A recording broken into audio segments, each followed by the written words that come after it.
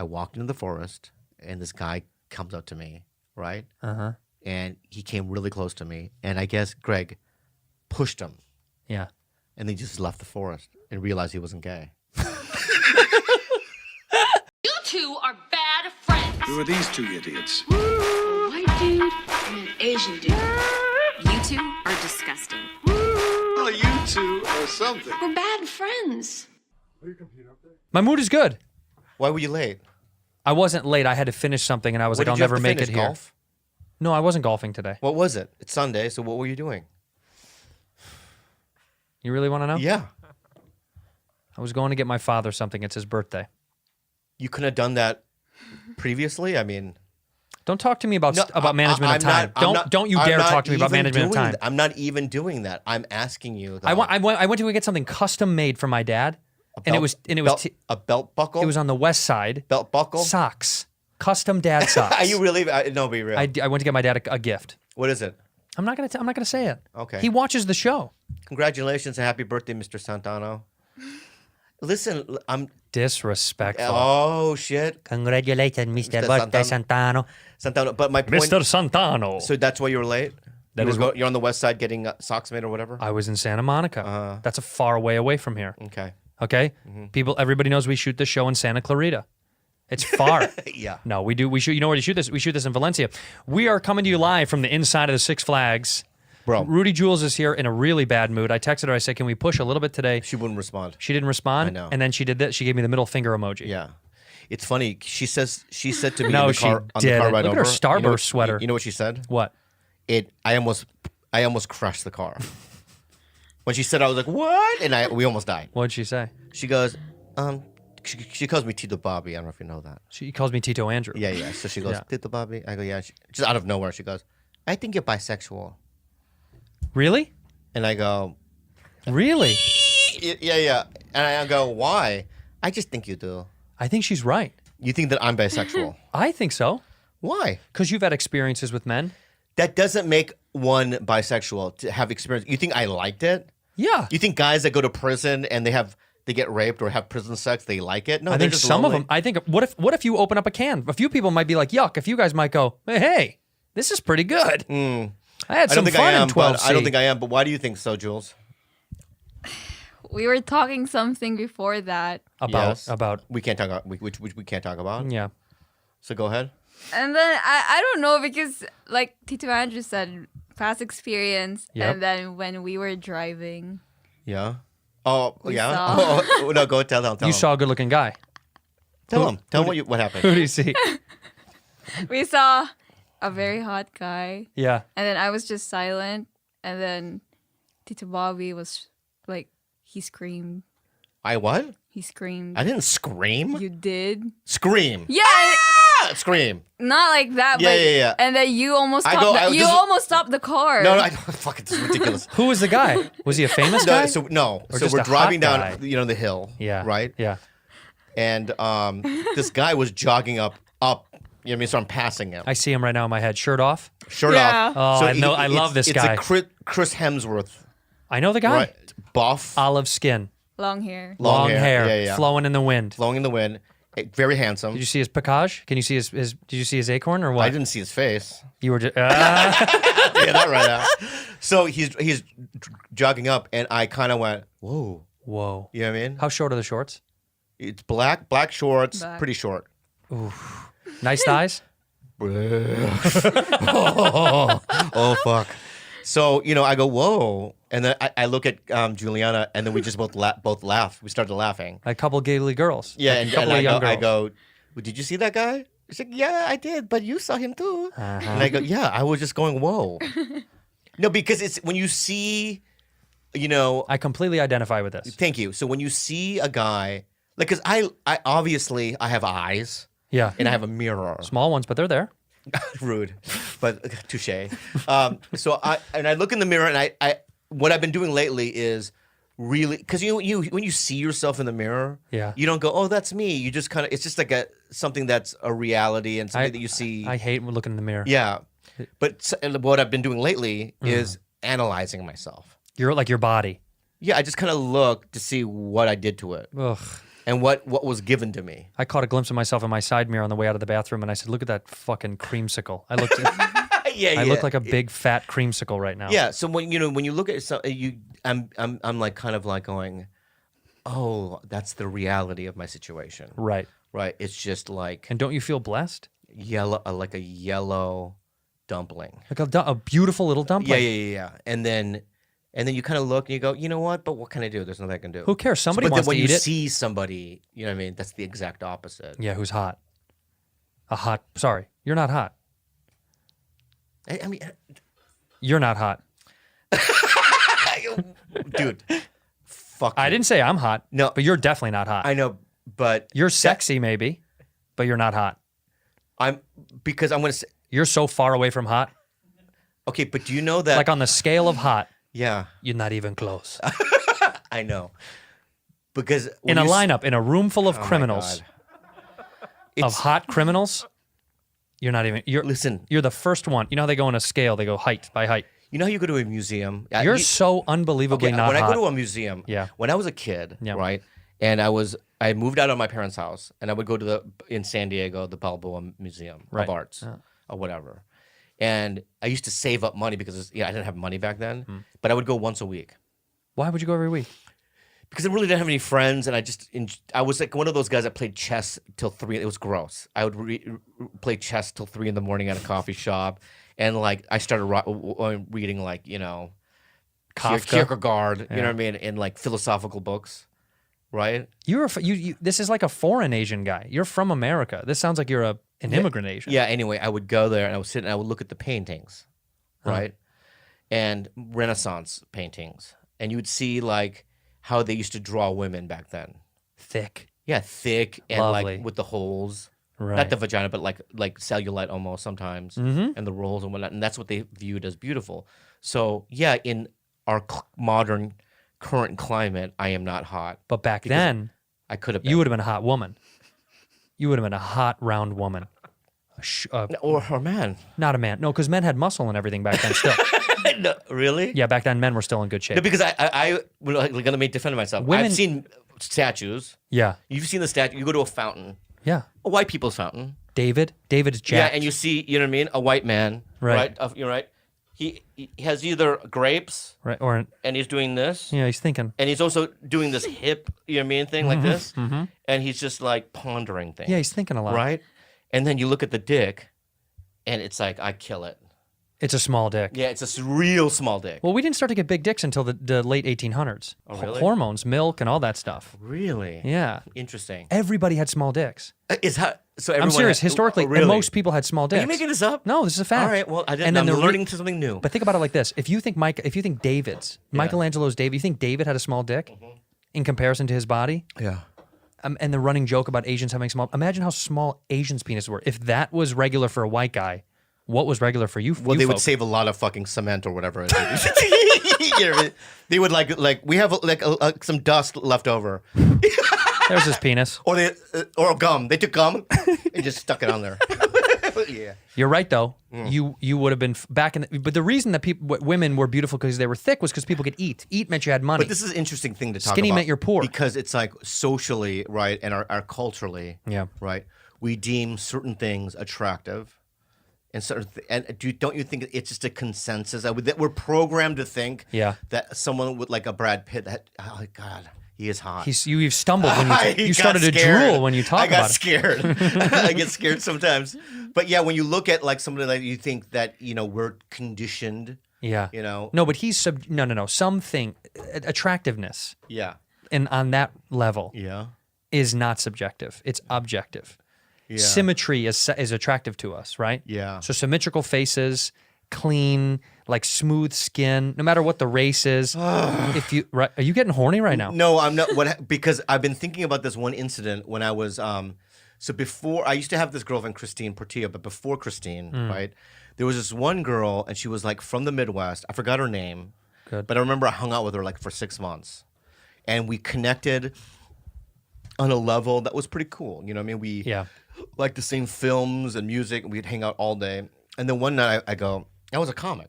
And this is right after Mad TV, so it was like it wasn't like I was a poor comic, You're right? doing fine. I was doing fine. And one night I went in for a kiss, Oh. right? And she did this. Oh. You know when that happens? What was she looking at? Anything but me. You know what I mean? Look, you know what I mean? The skyline. Oh. Yeah, or whatever. Cool. And then I go, oh, well, so I read it wrong? She's like, there's just no way. I go, There's no yeah, way. I go, what? Just look at, you're everything about you is just, there's just nothing. Really? Yeah, and With I go, 6 months of this? Yeah, and I go, really? I mean, just friend.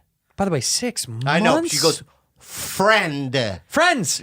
Hard D. Yeah. So hard D. Friend. Right. And then that's when I realized that, like, if I just looked a certain way, right? Yeah. That maybe she would have done it. No.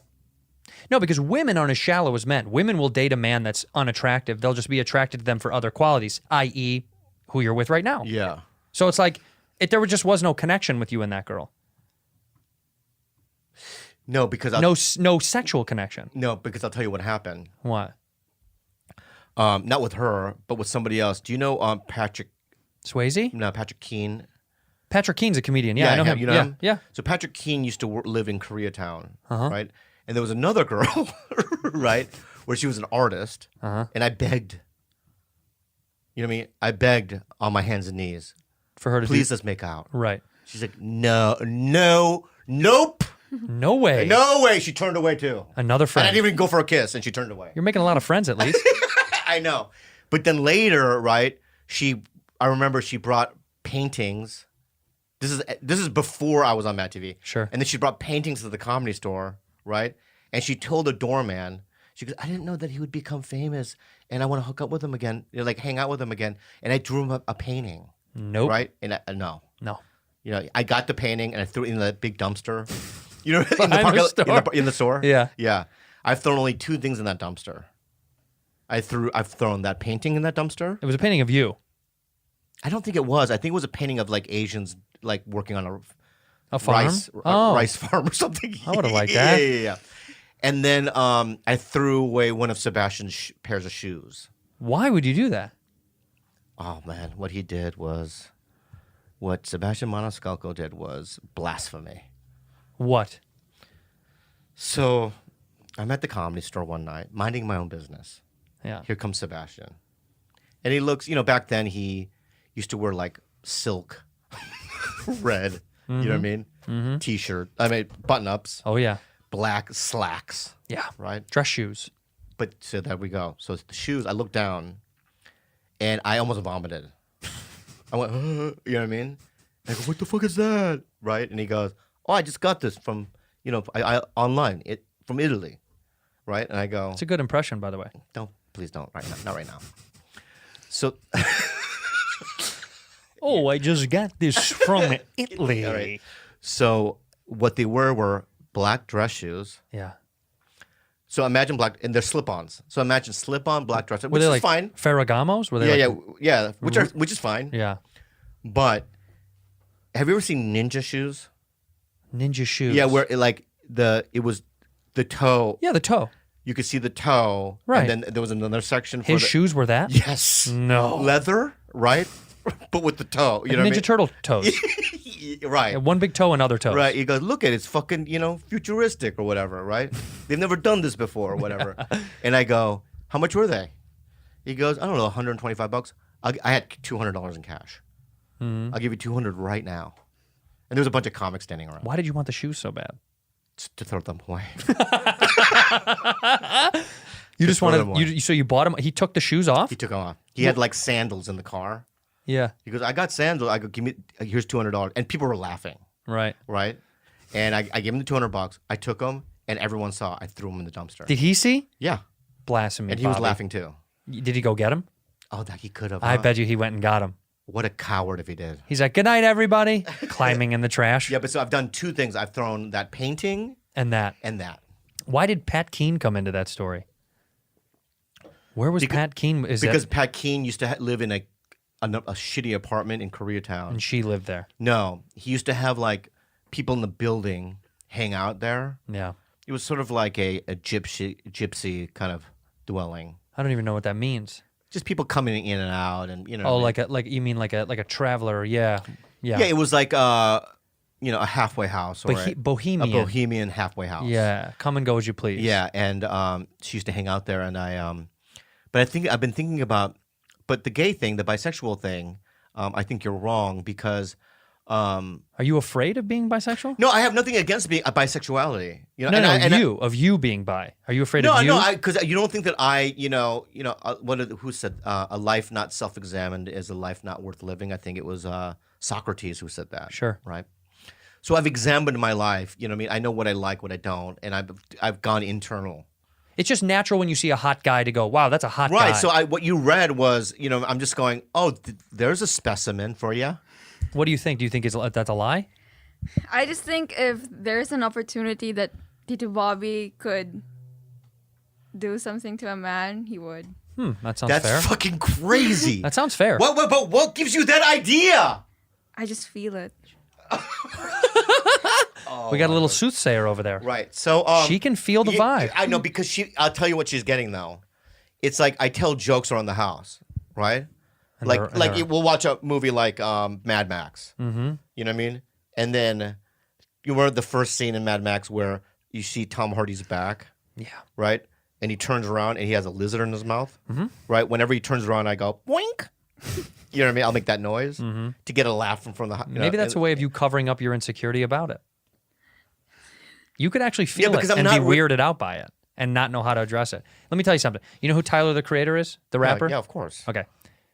When we worked together on Punk'd, this is before he kind of came out as, I don't know, I think he's pansexual, means anything, right? Isn't that what it is? Yeah. I don't know what he came out as, but whatever. He used to come up to me all the time, constantly, and call me gay. Constantly. He'd be like, you gay ass red motherfucker. Yeah. Every day. Yeah. And I'd be like, I'm not gay. I mean, I don't care, but why does he keep saying? Yeah. And he would say that all the time to people. Mm-hmm. And then years later when it came, I was like, oh, it's just because he loved playing with the idea because it was his truth to say things were gay. And right. Because he was cool. That was in him somewhere. Mm-hmm. So maybe it's in you somewhere. Well, here's where I'll... Because maybe you saying boink is comedy covering up for fact. No, it's not that, man. It's you heard it here on Bad Friends. Bobby Lee is bi. No. Please submit stop give me some of that bobo I'm not denying at gmail.com. I'm not going to deny it yet, but let's explore it for a second, okay? I want to. What I'm saying is that, like, for instance, right, if there was a guy, a producer of a huge movie, right? Yeah. And you were going to get paid, the role was $2 million, you just knew that it was going to change your fucking life and your career. I know where this is going. Right? So what I'm asking is, most guys would be like, no, I wouldn't suck that producer's dick for the job, right? Would you? Bobby Lee? Would you? I would not. You would not? You know what? Me either. No, yeah, you would. Me either. Yeah, you would. Me either. See, you have to say it so loud because it's real. No. Yeah. I'm not gay. That's like a 13-year-old. I'm not gay. Me either, dude. How about this? Yeah. Give me a scenario. What if I told you you're in the room with him and he said, I want you to just kiss me. I just like to be kissed on my penis, but I don't have to complete. Will you just a peck on the tip? Like this. Oh, I'd even do this. Right. That's what I'm saying. And I would even do this at the end. Right to the tip. And do a lick. And he says you have to do that for 10 minutes. A lick? 10 minutes and then I'll give you the roll. You have to kiss me on it, but I also like I'm eating a vagina, but I'll do it on the tip of his penis. Right, you have to do that. 10 minutes. And he has to get pictures. Well, could I be laughing? No. You got to take it serious. Because I would be laughing my head off. And he wants to take one photo of it. Yeah, it's so funny because Kalila, we were laughing at this idea of like a sex scene with me and some other male guy, right, in it. And I go, no. There's no, because there are just certain guys, you know what I mean? Like, for instance, I talked to Joe Coy yesterday, and I thought to myself, if I had to do, a makeout scene with Joe Coy, we would just be like, we can't do it. You'd be laughing the whole time. Because we would laugh so hard. And then and she goes, what about Santino? And I go, there is absolutely no way. There's no way. You wouldn't do a sex scene with me. It depends on the money. Okay, all right, so you're getting $1 million, I'm getting $1 million, right? I'll do it. No, and then we both have to be literally naked on the set. I'll do it. No. Stop. We don't have to, do tongues, but we have to open mouth as if we're making out. I'll do it. I'll do it for the sake of the comedy. I know. No, it's not. It's a drama. I know, but but afterwards, it's comedy. Okay, do you really literally think that, first of all, if it's a one day, if it's just, they're shooting it for one scene? Do you think people are believable that you and I are in love? Yeah, they could. People at home think we're in love. Yeah. That's why we do this show. But it would take a week to get that scene done. Sure, but we'll get it. Because we would be laughing so hard. But we'll get it. Yeah. I'm going to do it. Because sign me up. Hello, Tushy. Guess what? What? My best friend in the whole world is baby. my asshole. Well, I thought I was. Well, you're okay. My asshole's Next to your second. butt. Next to your butt. Next to my, yeah. Yeah, next to your ass. And I'll tell you something right now. I like my friend, my best friend, to be clean. Yeah. Right? I want you to be able to eat a fried egg off of my asshole. When you use Hello Tushy, you could. You can. I'll tell you why. Yeah. Number one is easy to install. Yeah. Number two, you're not using garbage toilet paper and the poor trees out there. Right, not killing the It killing the cleans trees. your butthole better than any toilet paper that you ever have. It does. Right? Tell them more about it. If you don't know what a bidet is, wake up, dude. Wake Get your ass culture. up! Wake your asshole up. It sprays your tush-tush when you're done. Don't use a ton of toilet paper. It's annoying. It's stupid. We both have one here or at our house, and we have here at the studio. And the brand new Hello Tushy 3.0 modern bidet attachment is here to level the playing field. It's stylish, eco-friendly, easy to install, and affordable. Fancy bidets are so expensive. Hello Tushy is very affordable to get in your house. It's affordable, and it's like, when you use it, right, you think to yourself, what have I been doing all my life? Wiping. It's insane. It's just insanity. Poop, spray, dry, and go, my friend. Yeah. Sanitation is simple. The Smutch Shield offers easy cleaning. The knobs are naturally antimicrobial. Love the Schmutz Shield. Schmutz Shield, babies. Plus, every Hello Tushy bidet attachment comes with a 60-day risk-free guarantee and a 12-month warranty. That's pretty good. FYI. If you already got a tush on your pod, you can upgrade to 3.0 model. If you're new to the revolution, join millions of happy Hello Tushy customers right now. Have a clean butt with every flush. Go to hellotushy.com/badfriends to get 10% off plus free shipping. This is a special offer for our listeners. Go to hellotushy.com/badfriends for 10% off. hellotushy.com/badfriend. MeUndies. Oh my God, I got a new package of MeUndies the other day, Me and too. that's all I've been wearing, baby. They're so comfy on my tushy. Yeah. MeUndies isn't just here to make sure everybody's comfortable. They're also limiting the amount of laundry that you have, which is good. How thoughtful. They designed a membership that not only saves you 30% on each order, but delivers a fun new pair of undies or socks right to your door each month. Plus, you're the boss. You can control your shipments, and you can also get early access to the most exclusive prints. But it's not even that. It's like you literally can feel the difference. Oh, it feels so good. Between, regular underwear that you would get at wherever. Hanes. Whatever they are. Yeah. And when you're wearing MeUndies, it's like you're going to the Four Seasons. It's like your butt went to a nice hotel. Yeah, it's really nice. It's like your genitals and I your love the tush went to a designs. nice The hotel. designs are really cute, and they're just vibrant. And you could just tell that you're wearing a very high quality, piece of... And they're for all kinds of humans, all kinds of peoples, extra small to 4XL, which is great. Let me say something. MeUndies has a great offer for my listeners and our listeners as well. Yeah, of course. We have two different kinds of listeners. For any first-time purchases, you can get 15% off and free shipping. That's good. MeUndies also has their problem-free philosophy. If you're not satisfied with any of the products for any reason, they'll refund or exchange it. No caveats, no questions, but you're going to keep it because me and this guy love philosophy. That's right, it is. To get 15% off your first order, free shipping, and 100% satisfaction guarantee, go to meundies.com/badfriends. That's meundies.com/badfriends. So Ike Barinholtz, when we were on Mad TV together, we did this geisha sketch where and he played like this American soldier, and I played a geisha. Yeah. And we were doing a montage scene, right? What do you mean? Like it was just like montages of us making love. You know what I mean? On a refrigerator, you know what I mean? Just different places, you know what I mean? Uh-huh. And then Ike goes, let's scissor. which wouldn't make any sense, It right? makes a lot of sense to me. Right, so we got on this mattress, and we got in the scissoring position, and we almost got fired. We were laughing so hard. You couldn't get through it. We couldn't get through it. Tears coming down our face, right? So I'm saying that I don't know if I could do it. Would you do a kissing scene with Eric Griffin? No. Why? He's not my type. No, be real. Why? He's not my type. So I'm your type? You're my type for if I was going to be a dominant sex. No, I'm the dominator. 100%. You're absolutely You're the not. bottom for You- sure in the scene. Really? Yeah. You're the bottom. You're a little jelly bean. No. You're for sure the Yeah, bottom. but to break stereotypes, right, and to do a different angle on More it, inclusivity. right, that you would have to be the bottom. It wouldn't be possible. Yes, it would be. You'd crush You'd me. lay on my stomach, on your stomach, You'd crush me. right? I would lay bare. It would hurt. Imagine, dude. Imagine you laying bare. Think about it, on your stomach with your pale red white cheeks Yeah, out, right? yeah. Me taking off my fucking pants, Buff. right? A love right, scene. and then me laying on top of you, right? Oh, rolling Right. on top of me. Imagine though, what if I got erect? What would you say? I go figures. Yeah. Slip it in. Yeah. Slip it in. Stop being a goof. I said no to Eric Griffin too when Kalila brought his name up. Well, who's going to play it? What do you mean? Who's going to play your lover? Who's going to play this gay lover in the show? She was throwing Joe Coy in the mix. I don't think couldn't do it. that So, works. Why don't you get a really good-looking guy and really test your ability? You really want to test Rudy's theory? Get Yeah. a super hot guy to do it with like you. the guy that was just jogging. We should just pulled over. You want a part? Uh-huh. Yeah. He's like, wait, what's up? Of course. Yeah. Yeah, you should get a really hot guy to test your. Rudy's theory might be right. Brandon Ruth. Who? Brandon Ruth. Is that his name? I don't know who Brandon Ruth is. He was Superman. Is he like your celebrity crush? Well, I'll tell you.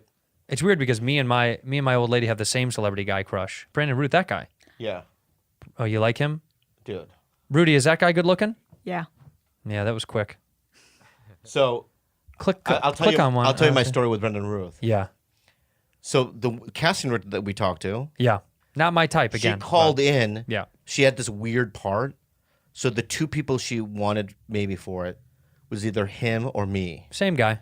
So we were sitting in the lobby together, right? We didn't say anything. Yeah. We're just kind of going over our lines. Because he thinks there's no way you're out for the same role. Yeah. That guy looks at you and goes, well, we're not going out for the same thing. But I looked at the sign-in sheet, and it said the same character. Wow. Yeah. Well, they want diversity. I don't know what it was, but I remember just going. When you read that we're going for the same part. You almost want to leave. I would leave. Yeah, like you're gonna get this. So Yeah, the hot guy? I'm leaving. Yeah. Unless they're going for comedy. But I remember thinking, like, I did maybe 5 glances. I did this. I was reading. You're wanting him to return a glance? You never did, and then I did a longer one. I went, Do you know why? why? Hot people don't see ugly people the way that we see them. You're saying stuff. I swear to God. You're saying blasphemy. I'm telling you. That's crazy. I've been around enough hot No. people. They don't look at us the same. They look at us. They look through you a little bit. They look at you like you're sort of like Like you furniture. Right. Like you might be able to, your help. I've had hot people use me as furniture. Right. You know what I mean? Like lean on me. Yeah, because you're, You know what I mean? Like you're the help. Like someone like Oliver Hudson. Mm-hmm. He's better looking than I am, But yeah. Yeah. right? I don't and mean to and be I remember one time when we were splitting up together, the director was giving us notes, Mm-hmm. and he kind of leaned on my head. Cute. I know, like this, and I was just kind of like, you know what I mean? Just yeah, what do you do? Yeah. Thank you, Oliver. Yeah. May I have another? So you're right. So they don't use look at you. your objects. You're kind of like in a hot person's world. We are different colors. You're not in the same category as me. Because you. Me and you, Yeah. we do get lumped in the same. There's no way.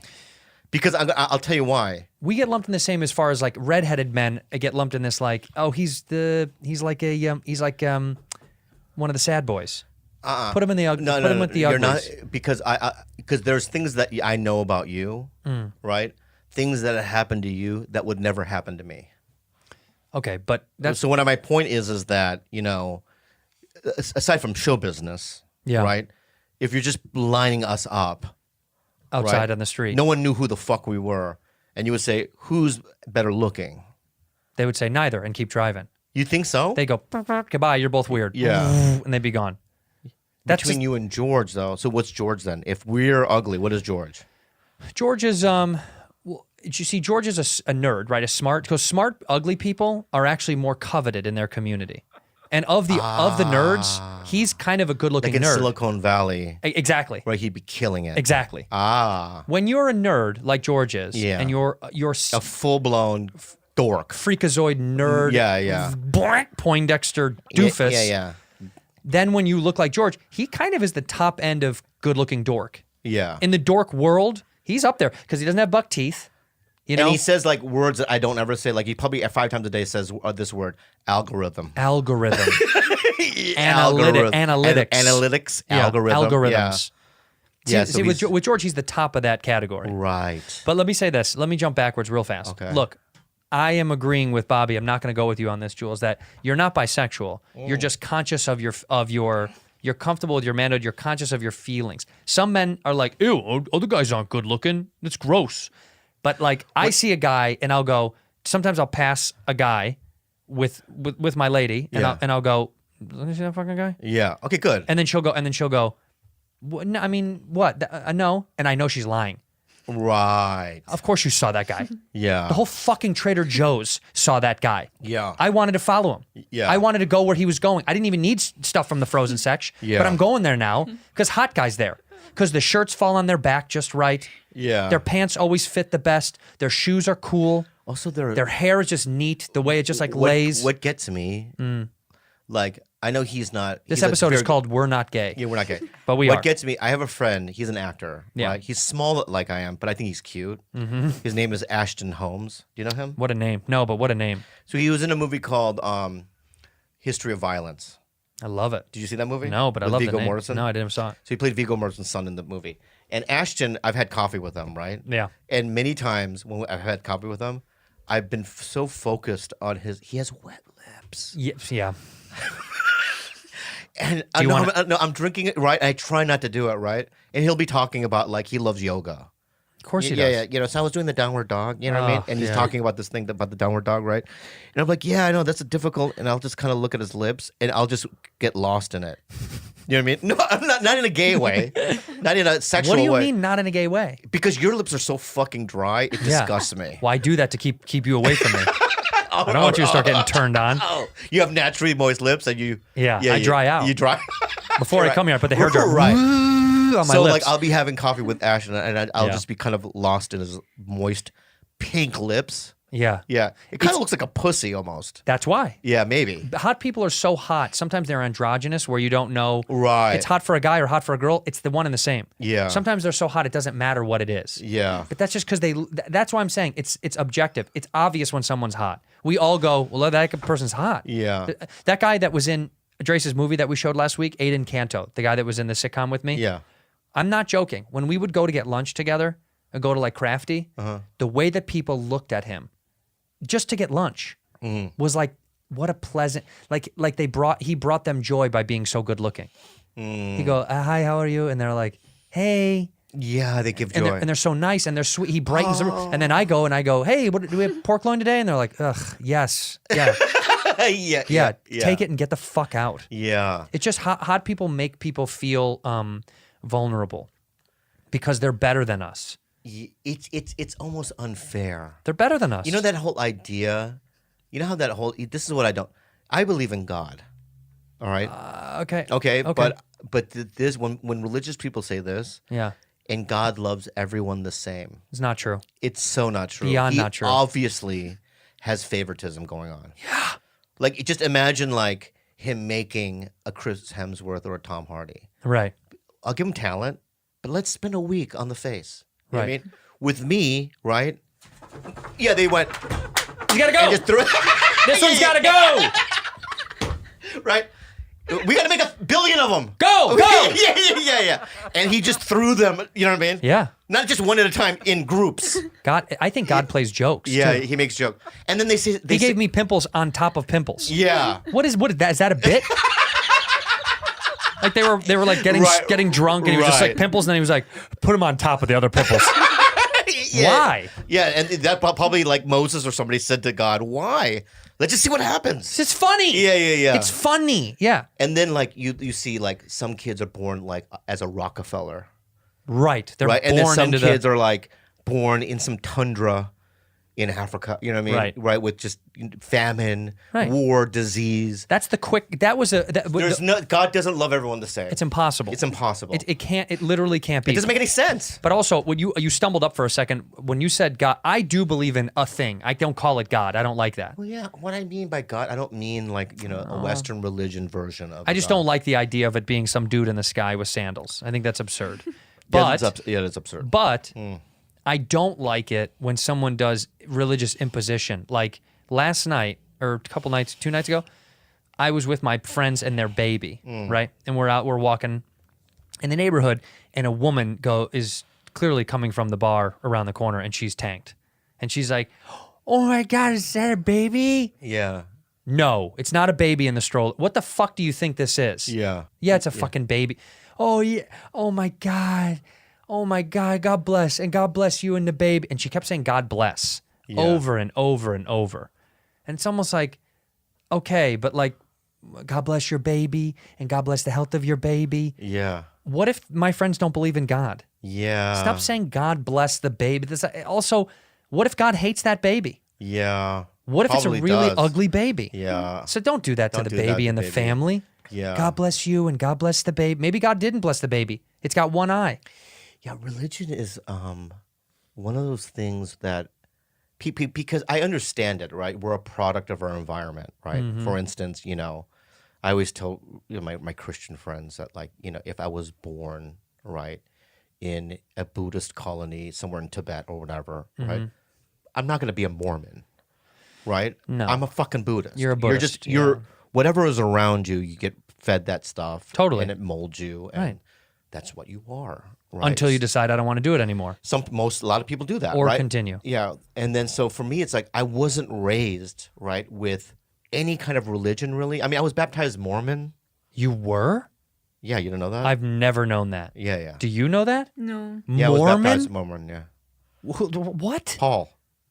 You know Paul? Paul? Remember the phone thing that the invention that he made? Yes, Paul.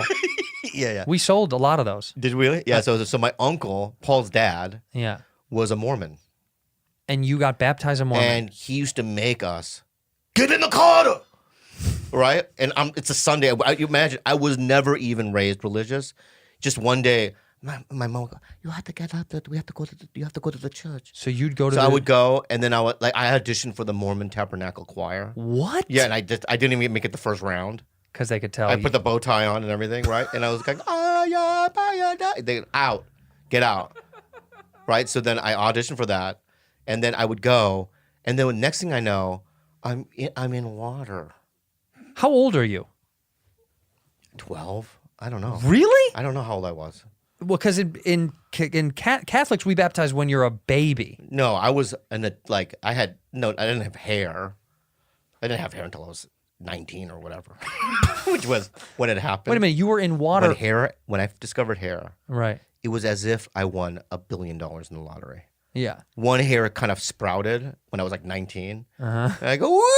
Yeah, I was so excited. Were you in a tub? Where did you get baptized? It was at the church, the church in Poway where I'm from. I know, but how big what were you in It was like a jacuzzi. Not somebody's backyard. It was the size of a jacuzzi, but square. They have jacuzzis at church? Yeah, The Mormons are tight. And you go down these stairs. And I remember the water being really cold, and I remember shaking Because because I didn't want to do it. Right. Like when you're just going down, and some white man, old white hand, right? Imagine an old wrinkly white hand. He grabs the back of your head, and he slowly dunks you in, right? And then you're like, you know what I mean? Yeah. You're in the water, and you're like, wow, what am I doing here? Does he say something while he's dunking you? I don't remember. Because the Catholics, they do a whole thing and they flip the baby and all yeah, that so I was shit. baptized Mormon, man. And why didn't you continue Mormonism? I stopped, and they're worse than with the student Scienti- loan people. They hound you. About coming back. Yeah, every day I would get phone calls. You gonna come back? Yeah, where are you? Right.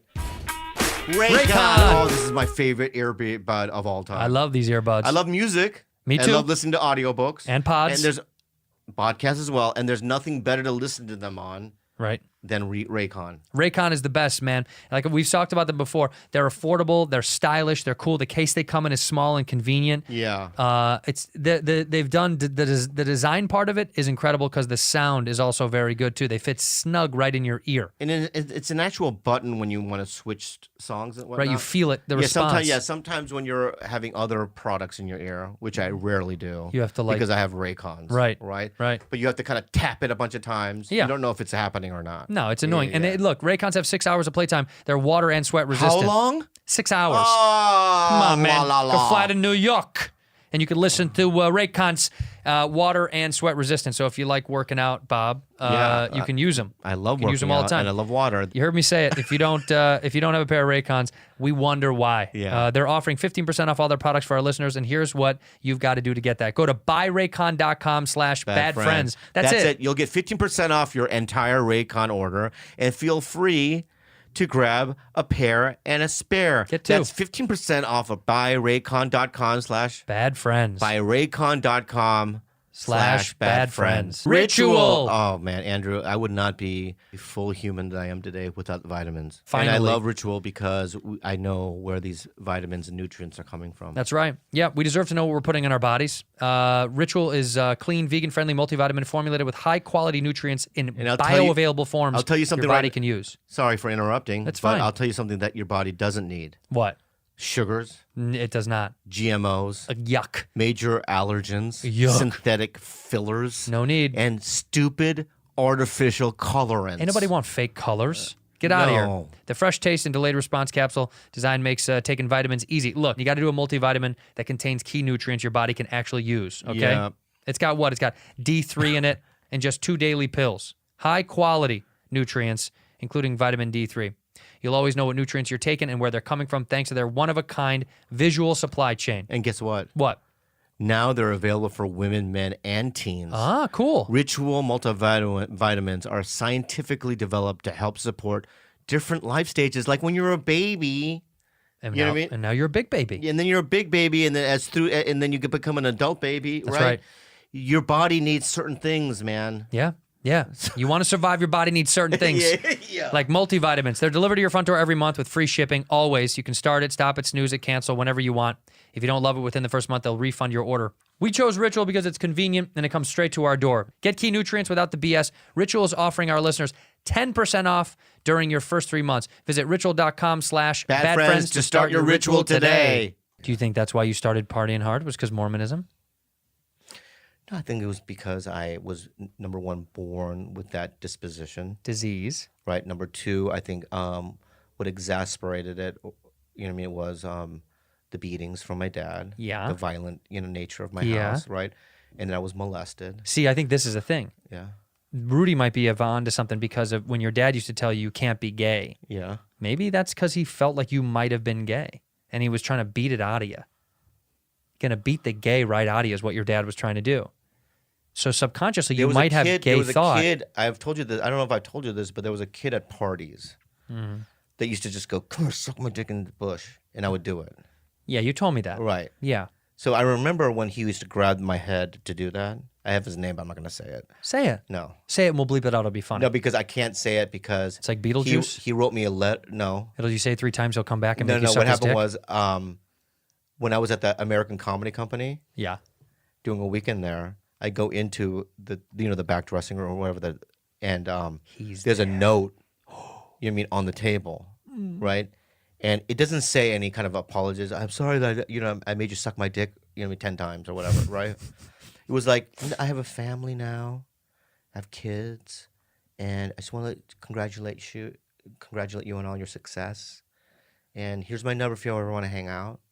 And I'm gonna call that so Let's that call next thing you know, I'm at his house, right? Sucking He's his like, dick yeah. in And front there's of all his- these bushes in the backyard. In front of his family. Yeah, bro. Which one? You know what I His mean? wife is like, do it! Yeah. So, what was I saying? Yeah, but I remember him doing that, and in when I was a kid, younger, and going, Was he the same age? yeah, and going, I don't want to be doing this. I hated it. Yeah. You know what I mean? So I don't think I'm gay. Well, that's abuse. That's not... What do you mean? What he was doing was abuse. It's not like you're like, oh yeah, this isn't right for me. That's not how like gay men hook up. They don't get like physically forced into sucking random guys' penises. He was cute though. You're right. It's consensual before. All that. right, But I don't have any. I don't have that. I'm not trying to fish to find out. I don't. I have no. Rudy thinks it's a fact. honestly, dude, I don't have any. Even if if I was like, I went to like some sort of clinic, right? Yeah. And they did all these tests on me, right? And I went to a bunch like of therapy. a gay test? Yeah, just a gay test, right? They you know what I mean? They got to know my history, right? Right. And I was completely. They injected me with some honest serum. Some truth serum. Truth serum, whatever Yeah. what's it called? Yeah. Yeah. And I'm babbling off. And at the end of it, because when my dad died, I went to that trauma place. I told you about that like Yeah. last year. They had this thing where all the counselors, right, all the therapists at this place, put me in a gigantic kind of like mini gymnasium, and they all had notes of analyzing me, and they're telling me what's wrong with me. Whoa. Right? And everyone stood up. Well, I did, you know what I mean, a 2-hour session, yeah, and I found this about him, you know? And so if they did that and they said, but there was one for gay people, and they said, you know what I mean, we've done all the, tests. Yeah. We think that he is 100% true homosexual, Yeah. right? I would be like, all right. You would accept it. Yeah, but I don't think that would happen. All right, but it sounds like you kind of want it to happen. No, I don't want it to happen. And I'm going to tell you another thing, too, all right? Here's another thing to defend myself, all right? I like how you think there's a gay test. It doesn't matter. There's no, but here's another thing. Yeah. Is I can't tell you the comic's name, but there was a comic. I heard a rumor that him and another comic guy sucked each other's dick in a movie theater. You get jealous. No, I didn't get jealous. So then I remember. So the second time I remember watching him hook up with this girl, right? And I remember him going, I don't know what's wrong. Oh. Right? Sorry, Juliana. It's fine. Sorry, Juliana. But then here's Now you say sorry? No. Been 55 weeks of this shit? is something that is new. So Okay, good. 17 years ago, when I got sober the last time, you know what I mean? When I knew I was going to get sober, what I did was for a whole week, because I lived in Silver Lake, Yeah. and I used to just invite comics and people over to my house, right? Because I'm going to rehab, right? So let's just come to my apartment, let's smoke weed and drink whiskey all week long, Yeah. right? Yeah. So we were watching Platoon. There was just Platoon was on, right? Yeah. And I was high and drunk, right? And he said that he was on my couch. And it was just him and I. So we're watching Platoon. I'm high and drunk. And you have to imagine, I hadn't been high and drunk in 12 years. Like, right? So, because I hadn't been sober for that long. Right. And he goes, hey, let's suck my dick, man. Let's suck my dick? Yeah, he goes, suck my dick, man, from behind. And I don't know if I was so high and drunk, because I remember going, just watch Willem Dafoe in this movie. Oh, you know what I mean? You know what I mean? Yeah. And then I think come on, man, suck my dick, right? And I was just like, focus on Pretending to not hear it. Oliver Stone is so talented. you know what I mean? Pretending not to hear it. You know what I mean? Yeah. Like if I had this, you know what I mean? This Horse blinder. This was what was happening, Yeah. right? Literally, you know what I mean? Just focus on this, right? He's sitting next to you or And then I behind remember you? going, yeah, I'm getting kind of tired, man. It was like 7. 7 p.m. Get a little tired, man. Get the fuck out of here, man. Trying to crash early, dude. Yeah. Let me ask you about this, though, because this actually happened today about the Asian accent thing. So I got offered, a very big movie with a very big star. We not say who?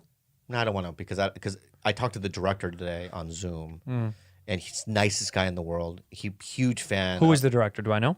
I'll tell you later. Okay. But he was just like, you're right for the part. And it's like a thick Asian accent. And I'm just like, I just can't do it. But why? See, I'm curious. Because I remember doing, when I was on The Dictator, and I did an accent for that. Oh, I love a George Clooney. He's an old-fashioned movie star. He gay? He suck my dick? No, those are just rumors. Are you homosexual? I remember having a conversation with John Cho, and I go, is that weird? He goes, I would never do it. Right. Like, I've never done it. But he's What? you know. No. Like a real actor. I know he is. Well, we're not real actors. We're comedic actors. I understand that, but still, it kind of jarred me. It hurt your feelings a little bit too. A little bit because he's like saying I'm better than you. No, it wasn't that because It was. he got some sort of lifetime like Asian Excellence Award thing that he wanted me to be the presenter. I mean, he's always liked me, and I always liked that. Right, but he knows that his skill level is different than yours. Yeah, because he did beat me out of Harold Kumar. 100%. Yeah, obviously. Yeah, I mean, they put you in the movie, no less. Yeah, but yeah. So when he said that back then, I mean, I had only done it like I'd Curb. I did an Asian accent. It was very funny though. Yeah, I did Asian accents for remember Josh Gad? Josh Gad and Billy Crystal had a show. Right, it was called The Comedians. The Comedians. Yeah. I did an Asian accent for that. Did they ask you to, or you did it on your own? No, because it's Larry Charles. I know. So Larry Charles, he did all three of them: Dictator, yeah, Curb, yeah, and that show I was love all Larry Charles. I know, I love him. And he likes the way I do Asian accents, so he just if he needs an Asian accent, he always calls me. Well, you're gonna do it. Also, but then after John said that, I was just like, I just can't fucking do it anymore. It just. But why? Do you think Asians don't have Asian accents? I think it's because if the there was character back in the day, that's all they wrote us. Sure. Right? And that's how they see us. But back in the day, there weren't a lot of American Asians yet until the next generation. If I was in a show called Deadwood, yeah, and I was playing a fucking, a Chinese man who was doing laundry, obviously I would do an accent because that's what was around. It fits the, the environment. But you're saying there's no Asians in 2021 with. But in 2021, what I'm saying is that I'm a guy in LA, right? Right. It's like, why do I have to do an Asian accent? Because you just came over here from Korea. I understand you that. Just got here a year ago. Right. Then get an actor. What my argument is that because it was written for like a 70-year-old Asian man. Perfect. Right. Like, do you ever see The Matrix? Obviously, the Keymaster, whatever his name. You know what I mean? Yeah. That type of guy. You know what I mean? They had one in John Wick too, where it's like he's the medic. Yeah. This old Chinese man, right? That's what it was written. That archetype, character type. I mean, and it's like get that guy. But he's busy. Yeah. Well, you're next on the list, kid. Why do you do this? I want you to do an Asian accent. No. Why? Stop for a second. Why do you do this? This show? No. Why do you always, right? I say one thing. I do it for Rudy. No. I'm asking you, all Yeah. right? I say one fucking thing, dude, right? And you always take the opposing, right, point of view to fucking make my throat sore. Right. Why do you do that? All right, let's do it the other way. Okay. Now I'm going to agree with everything you say. I'm not going to oppose anything. Okay, now you just answered the question. That's right. Right. That's to right. To create conversation. Right. We're making a fucking show here. Okay. All right. We're making a fucking show. So let's go. Welcome to Bad Friends. Let's go the other way then. Okay. All right. All right. So they're making me do this Asian accent. Oh, why would they make you do the Asian accent? Exactly. Why would they do that? Stupid. It's fucking 2021. Yeah, wake up. Yeah, that's just as good. You shouldn't ever do an Asian accent. But I say that honestly because you're not good at it. I'm better at the Asian accent than you are. And can I say something? I mean it. And I mean this. Huh. I mean, God, you're just making me so mad. You're making me so mad. But I mean this. Huh. I would have to agree with you. Really? Yeah. Only because you look so Asian that when you do the accent, they go, "This is fake." But for me, I look like me. Yeah. It was like when it's like my Indian accent. It's because I grew up next to an Indian family. Yeah. And I listened to them every day. And I would just be able to impersonate it because it was monkey see, monkey do. Yeah. So most people do an Indian I'm not accent, gay. and it's I'm not cliche. gay. You are.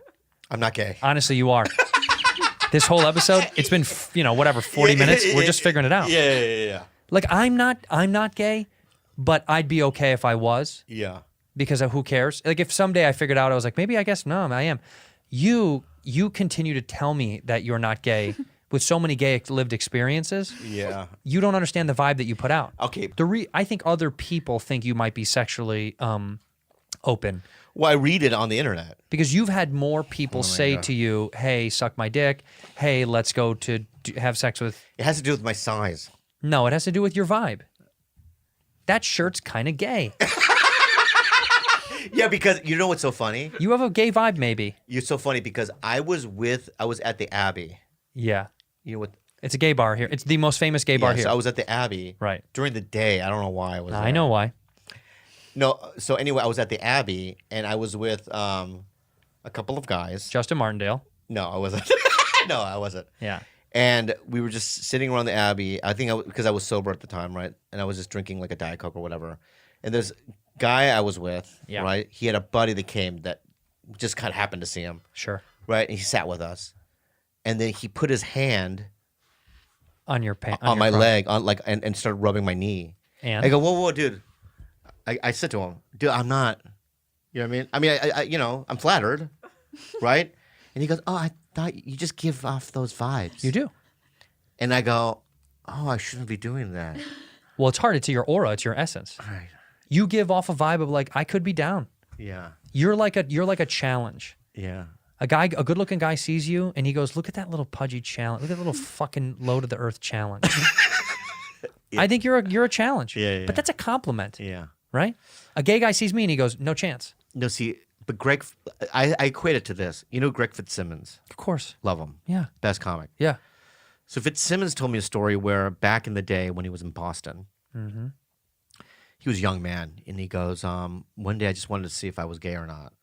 Test the water. Right, so he goes, I went to a park where I knew gay dudes were fucking in a... What? Yeah, no, I know that every city has a park. It has a park. Yeah. Where people were fucking in the forest. In the woods, yeah. In the woods, right? So he goes, you know, I just showed up there one day, right? And then I was talking to him about it, and he goes, I walked into the forest, and this guy comes up to me, right? Uh-huh. And he came really close to me, and I guess Greg pushed him. Yeah.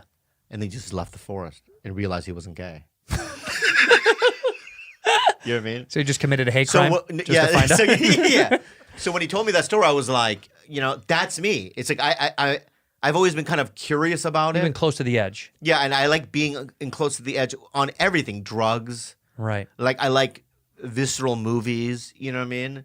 I like weird music, you know. Yeah. I don't know what that has to do with being gay, but No, but I'll tell you why, because I'm whimsical in that way. whimsical. Yes. You are whimsical. Yeah. Which is why you borderline. I'm not gay. Can you look up, take a gay test? We should take a gay test to find out. I'm not gay. By the way, you say it negative. It's fine. If I happen to be one, that's fine. But I'm just not one.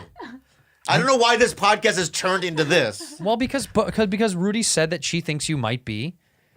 And let's take this quiz. Let's take this quick quiz and just to find out. All right. By the way, this is from MIT. Developed this quiz. This has got to be real then. Yeah. Okay. Let's try it. Okay. Why'd you decide to take the test, Bob?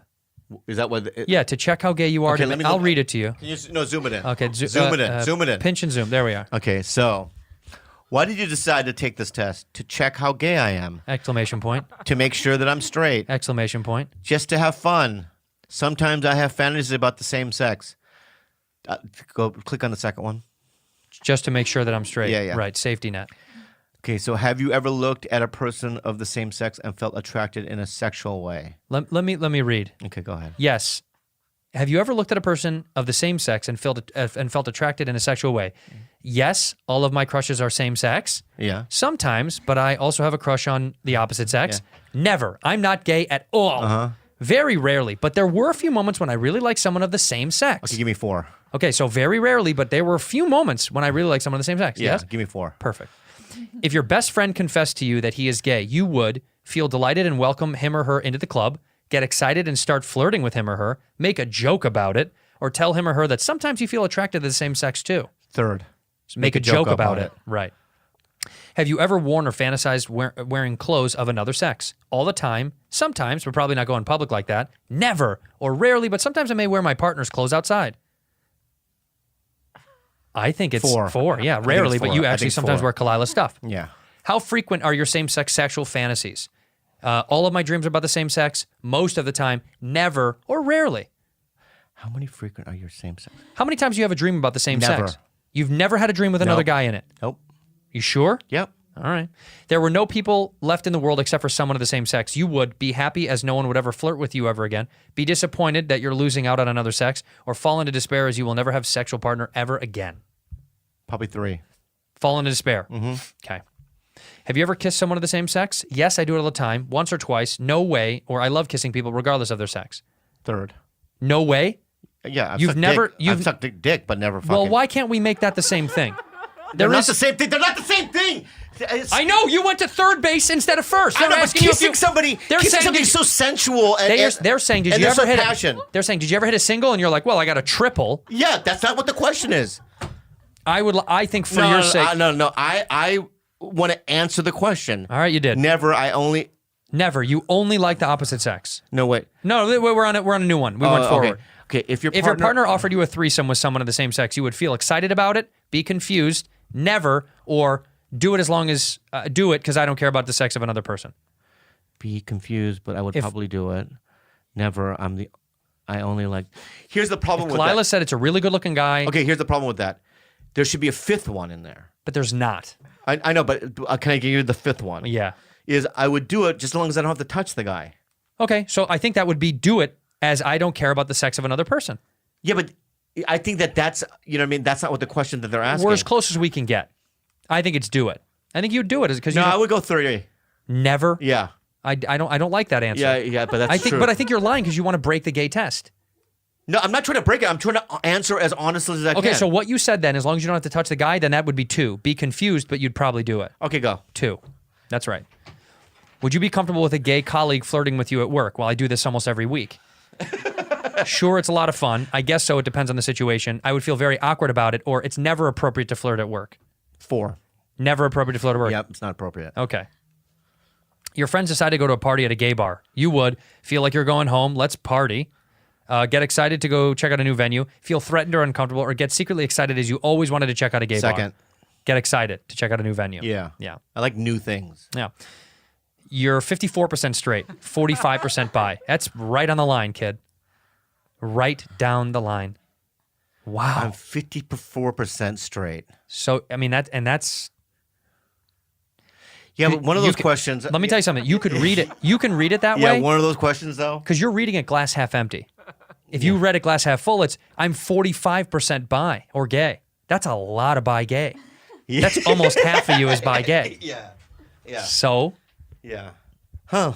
I want to vote. Let the fans vote. Yeah. Let the fans vote because, this is as close as we're going to get to accuracy for you. But let me just, can I do my final, let me have a final say here. A final plea for your sexuality? No, I'm not pleading for anything. I'm accepting one of the questions I was coerced into doing. You weren't coerced. I think you were trying to lie your way out of it. I wasn't laying, I wasn't. I was being coerced in it. I think that, you know what I mean? The one about, you know what I mean, having my fucking... The threesome. The threesome was coerced. It's only because your answer wasn't there, but the closest one was... I wouldn't do it. I wouldn't want it. The guy that was jogging that you and Rudy saw. Yeah, but I don't want it. He comes up to the car and goes, Bobby Lee? No, I wouldn't do it. I've been such a big fan. I wouldn't do it. I wouldn't do it. And he goes, all I want So to I do... think that I'm 25%. No, you're not. The results are in. No, because of that question. Anyway, let me do my final conclusion. 45% bi. Let me just do my last defense. The name of this episode. Let me do my last defense. Yeah. Okay. My defense is this. Yeah. Is that, I was highly sexual as a kid. Yeah. And from where I was raised, the area that I was raised in, right, it was 95% white. Yeah. Right? San Diego. This is the area that I grew up in. It's the most white place in Southern California. So, and it was, you have to understand that I went to high school in the 80s, right? So the only, Asian, like right now, there are a lot of women that are being raised with, all kinds of information out there in terms of like what they can be, what they're conditioned to think, you know what I mean? Because there's, we have now K-pop and people love, BK, what's that? BLM? What? What's a group? BYOB? What? BTS. They, women, young, white American girls like BTS, right? And because of the internet and whatnot, right? They're just exposed to all kinds of things, right? Sure. But back when I grew up, they didn't have that, right? So it's like when they would look at an Asian guy, especially white chicks, right? There was just no sexual feelings toward them. Plus, I'm not like a BTS looking one. I'm Right. more Mr. Miyagi. Yeah. Like smaller, right? I am. I'm more Mr. Miyagi, right? I'm smaller. I look like Right. I'm good at clipping, trees, bonsai trees or whatever. They're sushi, you're Panda Express. Yeah. Okay. Yes. I had to. I'll absorb that. Okay. So and so imagine being highly sexual. So it's like I remember like going to my friend's house, my friend Alan Meadows, for instance, right? I know that his dad had a lot of pornography, so I used to go over there, right, and go, hey, let's look in your parents' room because they're at work, you know what I mean, and try to find pornography. And I would take one of his magazines, I would jerk off to it, whatever, right? Of course. They were never male ones, right? And I was, and in high school, no one really wanted to, hook up, but I was highly sexual, right? So, I also was on drugs and stuff and whatnot. And I used to get drunk a lot, and drugs. So it's like the little gay, exposure that I did or behavior, right, was out of necessity, just wanting, some sort of connection with somebody Sure. or whatnot, right? Until I became a stand-up when I was 23 and I could just get regular chicks because I had confidence. And talent and ability. Right. And so yeah, it's right. like, am I gay? I don't think I am. Am I 45% bisexual? I don't think that I am. I think so. And I think that so If you're saying you're not gay for the sake of your father, no, I'm not. I don't give a fuck. Why would I care? he's not around anymore. I understand that. But I don't care. He can't if hurt I you was for gay, being I would gay. be out. I don't give a shit. I'm out about everything. I'm the most honest podcaster out there. I know, but why are you yelling then? I don't know why. For entertainment? No, I know, but you know what it really is. What? Look at me. Yeah. Shut the fuck up, dude. Look at me. Shut the fuck. Bobby, look at Shut me. the fuck up, dude. Bobby. Yeah. You're gay. Yeah. I have a lot of gay friends, and I would love to add you to that list. And I have a lot of gay friends. Well, I want to add you to that list. That's fine. I was coerced. I'm 25%, 20%. You're 45. That's Rudy, how much is he? 50. 50. you think that I'm 50% bisexual? Yeah, she does. Yeah. She called it from the jump. Yeah. I shot another commercial. Can I show you a commercial I shot? Yeah, sure. Show him the commercial that I shot. A beer commercial. When I played baseball, I could hit the ball halfway to China. So I figured I could do the same thing with a golf ball. No way. But after digging up some turf, there's nothing we like better than cold Miller Lite. It's less filling and it's got that big taste us hackers appreciate. Where'd that go? No matter where you play. I shot that commercial a couple of months ago for Miller Lite. I hit the ball all the way to China. It's my point. That's my point. Because I know. back then, Yeah, that was cool. if I was an actor, Yeah, you would have done that it. would have been the part. That's the only part I know. available to me. Uh-huh. Oh, I don't know. What happened? Imagine going to Juilliard, Yeah. where you're an Asian actor, and the next thing you're not. Oh, I don't know what happened. Why the ball come out nowhere? But You know what I mean? And then all of a sudden, that's it. you got paid. So if I was like you were, let's say I was. I understand why that's not appropriate. I work at an ad agency. You're my boss. Yeah. Right. And I give you the script for that. Yeah. So basically, it's like 3 white guys and a black guy. Yeah. They're playing golf. That Right? is, by the way, I'm blown away that as racist as the commercial was, I Right. can't believe they added a black guy to the group. Yeah, because this is pre-Tiger Woods. Right. Yeah. Like this commercial is like they're like, let's be racist against Asians, but we do want a black guy. Right. Go all the way. So anyway, so here's the script, and they're playing golf, and he goes, I'm so strong that I can hit a ball to China. You should be able to hit a ball halfway to China. Right. So he drinks a beer. By the way, halfway to China would be the ocean. Go ahead. Yeah, he drinks a beer, and then he hits the ball. All the way to China. No, check it out. Yeah. But then you cut to the ball landing in China on a golf course, Oh, I love it. and then you have 4 Chinese. Monks. They're not monks. They're just in like they look like they belong in Mortal Kombat. You know what I mean? I did say it was Sub-Zero was there. Sub-Zero. Yeah. And they get confused. They have the accent, obviously. That's what's funny about it. Oh, yeah, right. No. Right. Well, what is going on here? Right, You know what I mean? right. And what do you think of that? Let's put it on the air. Let's do it. Yeah, I think it sounds like Let's do it. But that's I get. Look, as that I'm using that as an example of why it's a coincidence that you talked about not doing the Asian accent. I get it. Look, I get that that's absurd.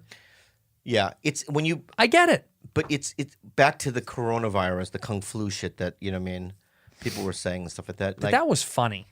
I know, but now Kung you can flu see, is see the funny. real consequences. Of Yeah, it was a real thing. Of old Korean people, Asian people, Yeah. are getting beat down in the middle of during broad daylight. But you should just but as a Korean, you should just tell them. If a bunch of thugs are like, "Hey, China boy," just be like, "I'm Korean."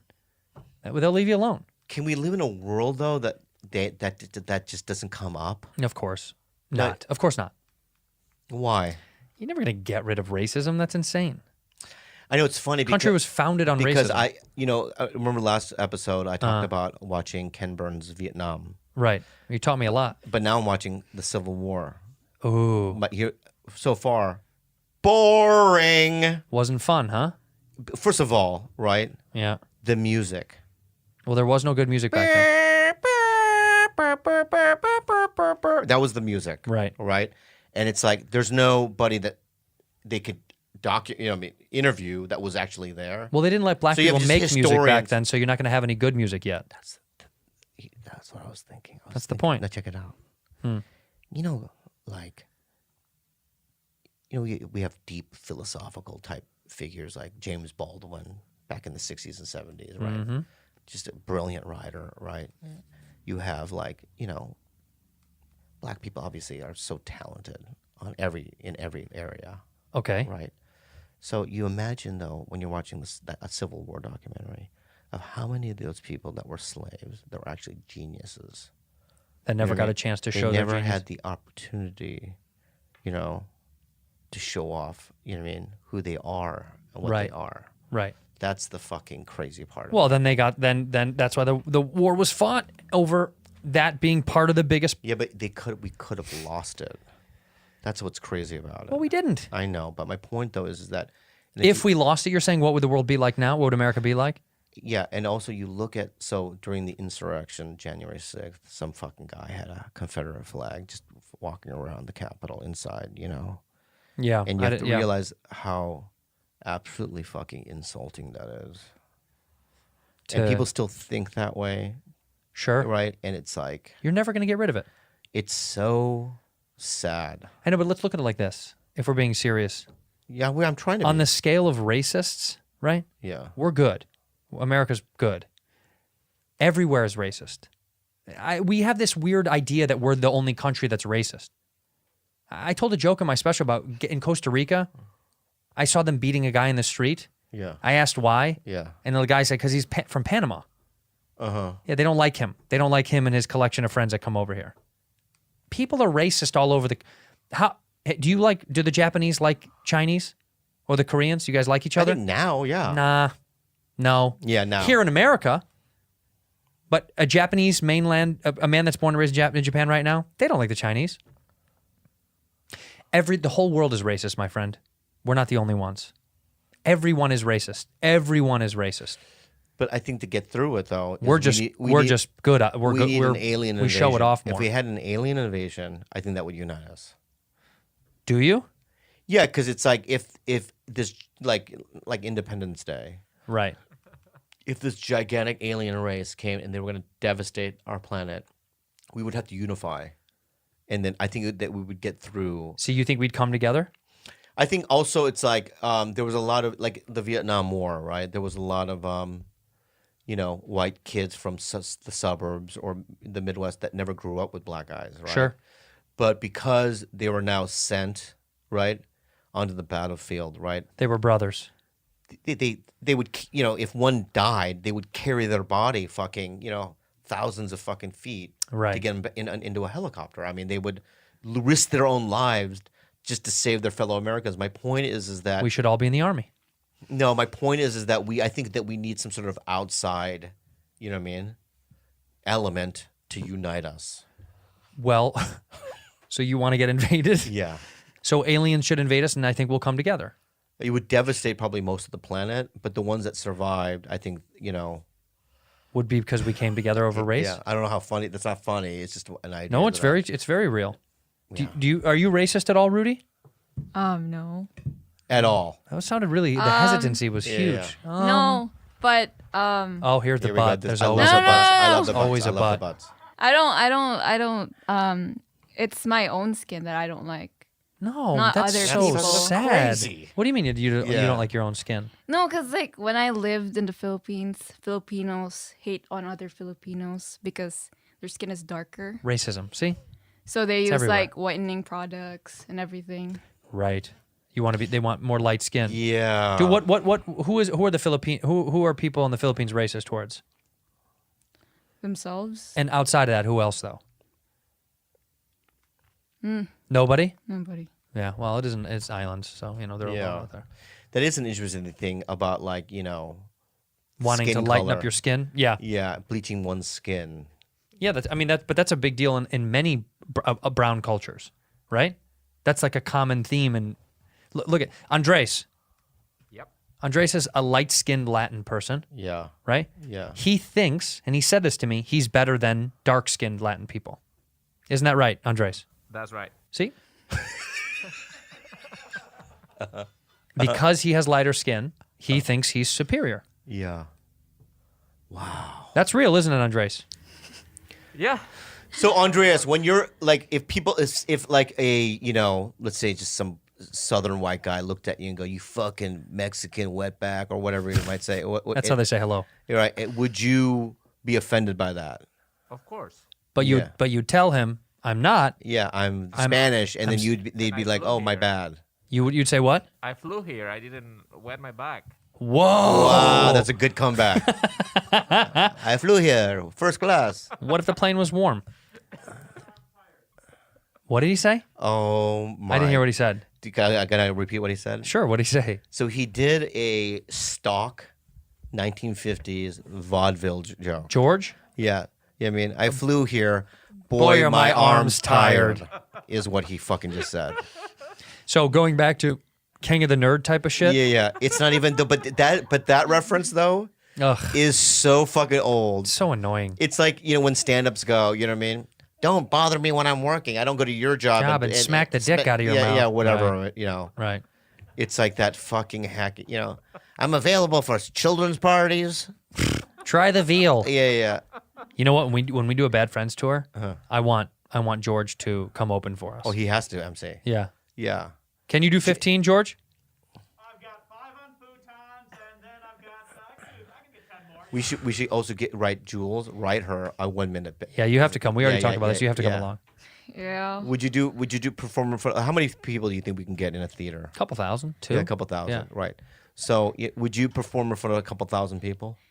1 minute. No. You could do 1 minute. You got to do more than 1 minute. 1 Yeah. minute is so fast. Yeah. So Three. fast. 3.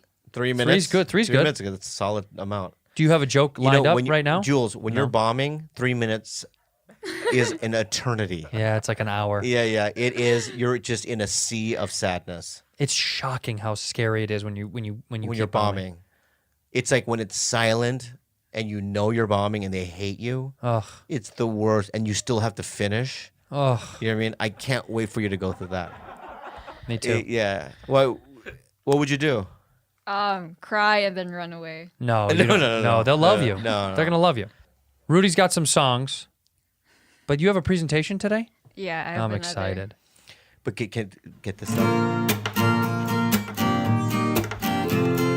Stop your running about. Oh yeah. It's time to straighten right out. Who sings this? Stop your running around, making trouble in the town. Oh, Rudy, a message to you, Rudy. This is good.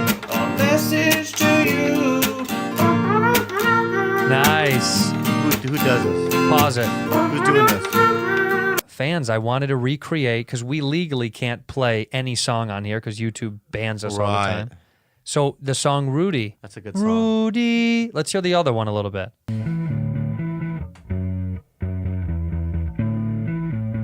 Ooh. Rudy, I wish your heart would melt with mine. Sometimes I can't breathe. original? No. Yeah, this is an original. When I think of you online, and we could have babies, and I'll leave you at midnight because redhead Asians make a man leave your side. I'll still be with you, just away from those kids. We can get boba or some other cool shit. Rudy, you put a knife right through me. This is good. Good. I'll probably not pay child support. And if you really stab me, then I promise I won't call the cops. That's good. Hey, cab. All cops are bastards, yeah. All cops are bastards, yeah. All cops are bastards. Really good song. This is really I good. like that song. The first one was good too. Shout out This to is that an guy. original, but this is an original. This is his song. Yeah. Hey, it's your boy C Nasty. Uh-oh, here comes C Nasty. Don't worry. You're going to be able to actually understand the words in this song. Okay. Watching my favorite podcast about two friends are bad. Got this tiny little Asian man and a ginger always mad. Then one day, up on my screen, I see something new. Oh my god, who is this? Who is she? She's so damn cute. Her name's Rudy, and she's a cutie. And she's very, very shy. That don't matter, seems so sweet and innocent. Couldn't tell a lie. I'll come through, break you out of that shell like a hermit crab. Not like physical violence or anything. Fuck, that sounded bad. I mean, I'll take you on a date. We'll get whooper floats. Anybody making... Pretty good. That's pretty good. Pretty good. A little too aggressive for me. Yeah. Okay, Rudy has a presentation. Let's hear this is good. Because now you're going back to school, so we want to make sure that you're, you know, that you're ready for school stuff. Yeah. All right. Since I forgot what show Tito Bobby was in, I wanted to apologize and be the better person. So I'm going to have a presentation and be right. Great. Okay. Background of Mad TV. Mad TV. Mad TV was an American sketch comedy television series and first premiered on October 14, 1995. Wow. The 1 hour show first ran on Saturday night at 11 p.m. on Fox. Its rival was a Saturday Night Live. One of those is still around? Yes. Mad TV was pre-taped and consists of sketches, cartoon shorts, and musical performances. The show went for 14 seasons and won 12 awards, including 7 Emmys. Did you ever get an Emmy? No. Nah, That's the beginning. Bummer. The key cast members are like the most important people that did the show? most important Successful? member. Yeah, were Ike Barinholtz, Yep. Deborah Wilson, Yep. Nicole Sullivan, Yeah. Ari Spears, Yeah. Will Sasso, Yep. Yeah. Phil Lamar, Oh, yeah. Yeah. Alex Bernstein, Yeah. Love her. Mo Collins, Yes. Michael McDonald, Yep. or Jordan Peele. That's it. Yeah. All right, good. And Next slide. also Next Keegan. slide. What about Keegan. Keegan? Yeah, where's Keegan, yeah, Keegan? Keegan. Where's Keegan? Next And slide. more. Next slide. Nobody else. That's it. Careers. Mad TV was the top sketch comedy show, and it helped launch careers for a lot of people that we know are really famous today, like Artie Lang, Michael McDonald, Alex Bernstein, Keegan-Michael Key. He was in Lion King, the live action, Wow. Toy Story 4, and Wow. also the host of Game On. Wow. And Jordan Peele, Wow. who also won. Those guys did a lot Oscar. of great stuff. All right, next slide. Wow. And then there was Bobby Lee, first and only Asian cast member. DC Comics, owned by Mad TV parent company Warner Brothers, is run by Chief Creative Officer and famous comic book illustrator Jim Lee, who was also Bobby's cousin. Interesting. Connie Chung is his most famous character because during the show, he shit in his pantyhose. Time out. Jim Lee is your cousin? No, I don't know. No, Jim Lee. I don't know Wow. what the fuck that Liar. is. Next slide. Liar. We see how you got the job. Yeah. The end of Mad TV. Mad TV had a long, complicated history of Fox. And because of that, Fox reportedly decided not to renew Mad TV when production costs became too high given the show's low ratings, 4.5 out of 10. Ended May 16, 2009. And as a result, Mad TV never escaped the shadow of SNL. That's the funniest shit I've ever just fucking. She gives the 4 on the IMDb rating. Yeah, yeah. Unfortunately, never escaped the shadow of Saturday Night Live. Yeah. That's Devastating. all. Devastating.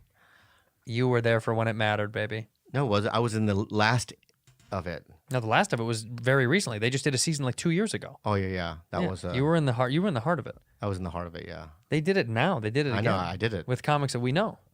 And I was on it. Would you do a cameo or something? I did 3 episodes. Did you really? Yeah. I didn't know that. I did one where Ike is revisiting the new Mad TV set. Mm-hmm. This was so embarrassing. And he was looking through the dressing rooms, the same dressing rooms. And I was still living in the closet. But I was like funny. a caveman. That's funny. You know what I mean? I think I jump out of a hole. Ike, I've been here since, you know what I mean? Were the sketches good on the new show? Because we know guys on it. Adam and Amir. Amir, yeah. No, I thought it wasn't going to work. But because of the competition. But it was still fun to do. To see everyone, you know. That's nice. Same producers and, you know. Anyway, I'm not gay. But right? So that's what we came to. You're gay. I'm 45% bisexual. You're gay. It was still a fun episode to do. It was a great episode and the fans will decide. And fans will decide. Thank you for being a bad friend. Activities, you know, that you have. That's very unusual. Hey, Pot, I'm Kettle. Good I'm to the meet kettle. Good to meet you, Pot. I'm the pot. No, I'm Pot. I don't even know what that means. The pot calling kettle black? There it is. Yeah, I don't even know what that meant. When I said, "Hey, Pot, I'm Kettle," saying you're this is the pot calling the kettle black. But not all pots are black. Sure they are. No, my pot's silver. Stainless steel at home. Hey, doesn't make any sense. Pots are all black pot lives matter. Okay? I understand that. That's right. That I understand. We're back in the studio. Yeah. We're back in the studio. We're back in the studio. Welcome back. We're taking a little baby break from tour. We just came home. We just came home to kiss everybody. And kiss you know who we wanted mouth. to kiss the most on the mouth? Ladies and gentlemen, it is the return of Fancy B. Fancy B. We haven't seen you in so long. Yeah. Have you been missing me? Have we been missing you? Well, some of the fans have missed you a little bit. We had a shout out. Have we missed you? Have we missed you? That's a very good question. We. No. Carlos was enough. Yeah, no. Have you missed Fancy? When I saw him today, I realized how much I missed him. Oh, it's like one of those. Yeah. You don't know what you got till it's gone? It's like when you watch a movie that you haven't seen in a long time. Oh, I should have seen this movie sooner. But you know when you watch that movie and you go, it's okay that I didn't see it. That too. Yeah, it's fine. Yeah, like, it doesn't mean anything when you rewatch it. Yeah. You know, But it's like so if you haven't, it's like imagine when you're like, you know what, I haven't rewatched The Godfather in years. I haven't either. And you rewatch it and you go, that's okay. Yeah. That's okay. It's good. It's good. It's fine. So good. Yeah, it's good. No, Fancy is more like The Matrix. No way. Why? Yeah, because he's like, you're like, wow, I forgot how good this was. No. No. And the only reason you're saying that is because you were watching The Matrix on DVD on the bus. Yeah, on the bus. Yeah, it's really good. By the way, God, we have so much to talk about. So much. It's so unbelievable. What we do? Yeah, we so much. Well, first I got a haircut. Show them. Take off the hat. Can you show everybody at home? It's so good for those listening. Look at that. You got to see it. Look at the turn to the side so they can see the back a little bit. Yeah. I want to change my name to Ricky. Ricky 2. Ricky 2. Ladies and gentlemen, Ricky 2. But also, I just talk like this. Hi, how you doing? Is that your Ricky 2 Yeah, voice? how it going? What are you doing? That's the old days. You kind of do look like the old days a little bit. Yeah, you went back in time. Oh my God! Look at how old. Look at how young. Look at the fucking fourth one. No, on second row down. Mm-hmm. That one. Yeah, he's so young. Wow. Wow! Look at that. Young, and you look not young. that funny. You look young now. Yeah, thanks, man. You look young and healthy right now. It's almost as if the stress of the tour hasn't gotten to you at all. But the tour wasn't stressful. It hasn't been. No, the tour was a good reprieve. It's been a reprieve. It's from the stress. I think that's the wrong word, reprieve, but I do like it. Reprieve is not a good word. I don't think so. I don't think that's the word. What's reprieve mean? Reprieve. A reprieve is like it's like to postpone, to cancel the punishment of someone from some. Yeah. Postpone. So yeah. Because my LA life is, you know what I mean? What is it? It's a horror fest. Mm-hmm. Yeah, so when I go on, it's a reprieve. Oh, okay. Well, then you said it right. Yeah. The tour's been amazing. We've been living on a bus. Juicy has been sleeping in one of the coffins. Bobby's been sleeping in the coffins. Mm-hmm. It's been really... Andrew gets the fancy room in the back. You better believe it. Yeah, because I guess he's the guy. He's the guy. Yeah, he's the main man. He's the guy. Well, when the bus pulls up, all the fans outside go, Santino. Yeah. And they shake the physical bus. It's insane. Yeah, they go, hey, Bobby, where's Andrew?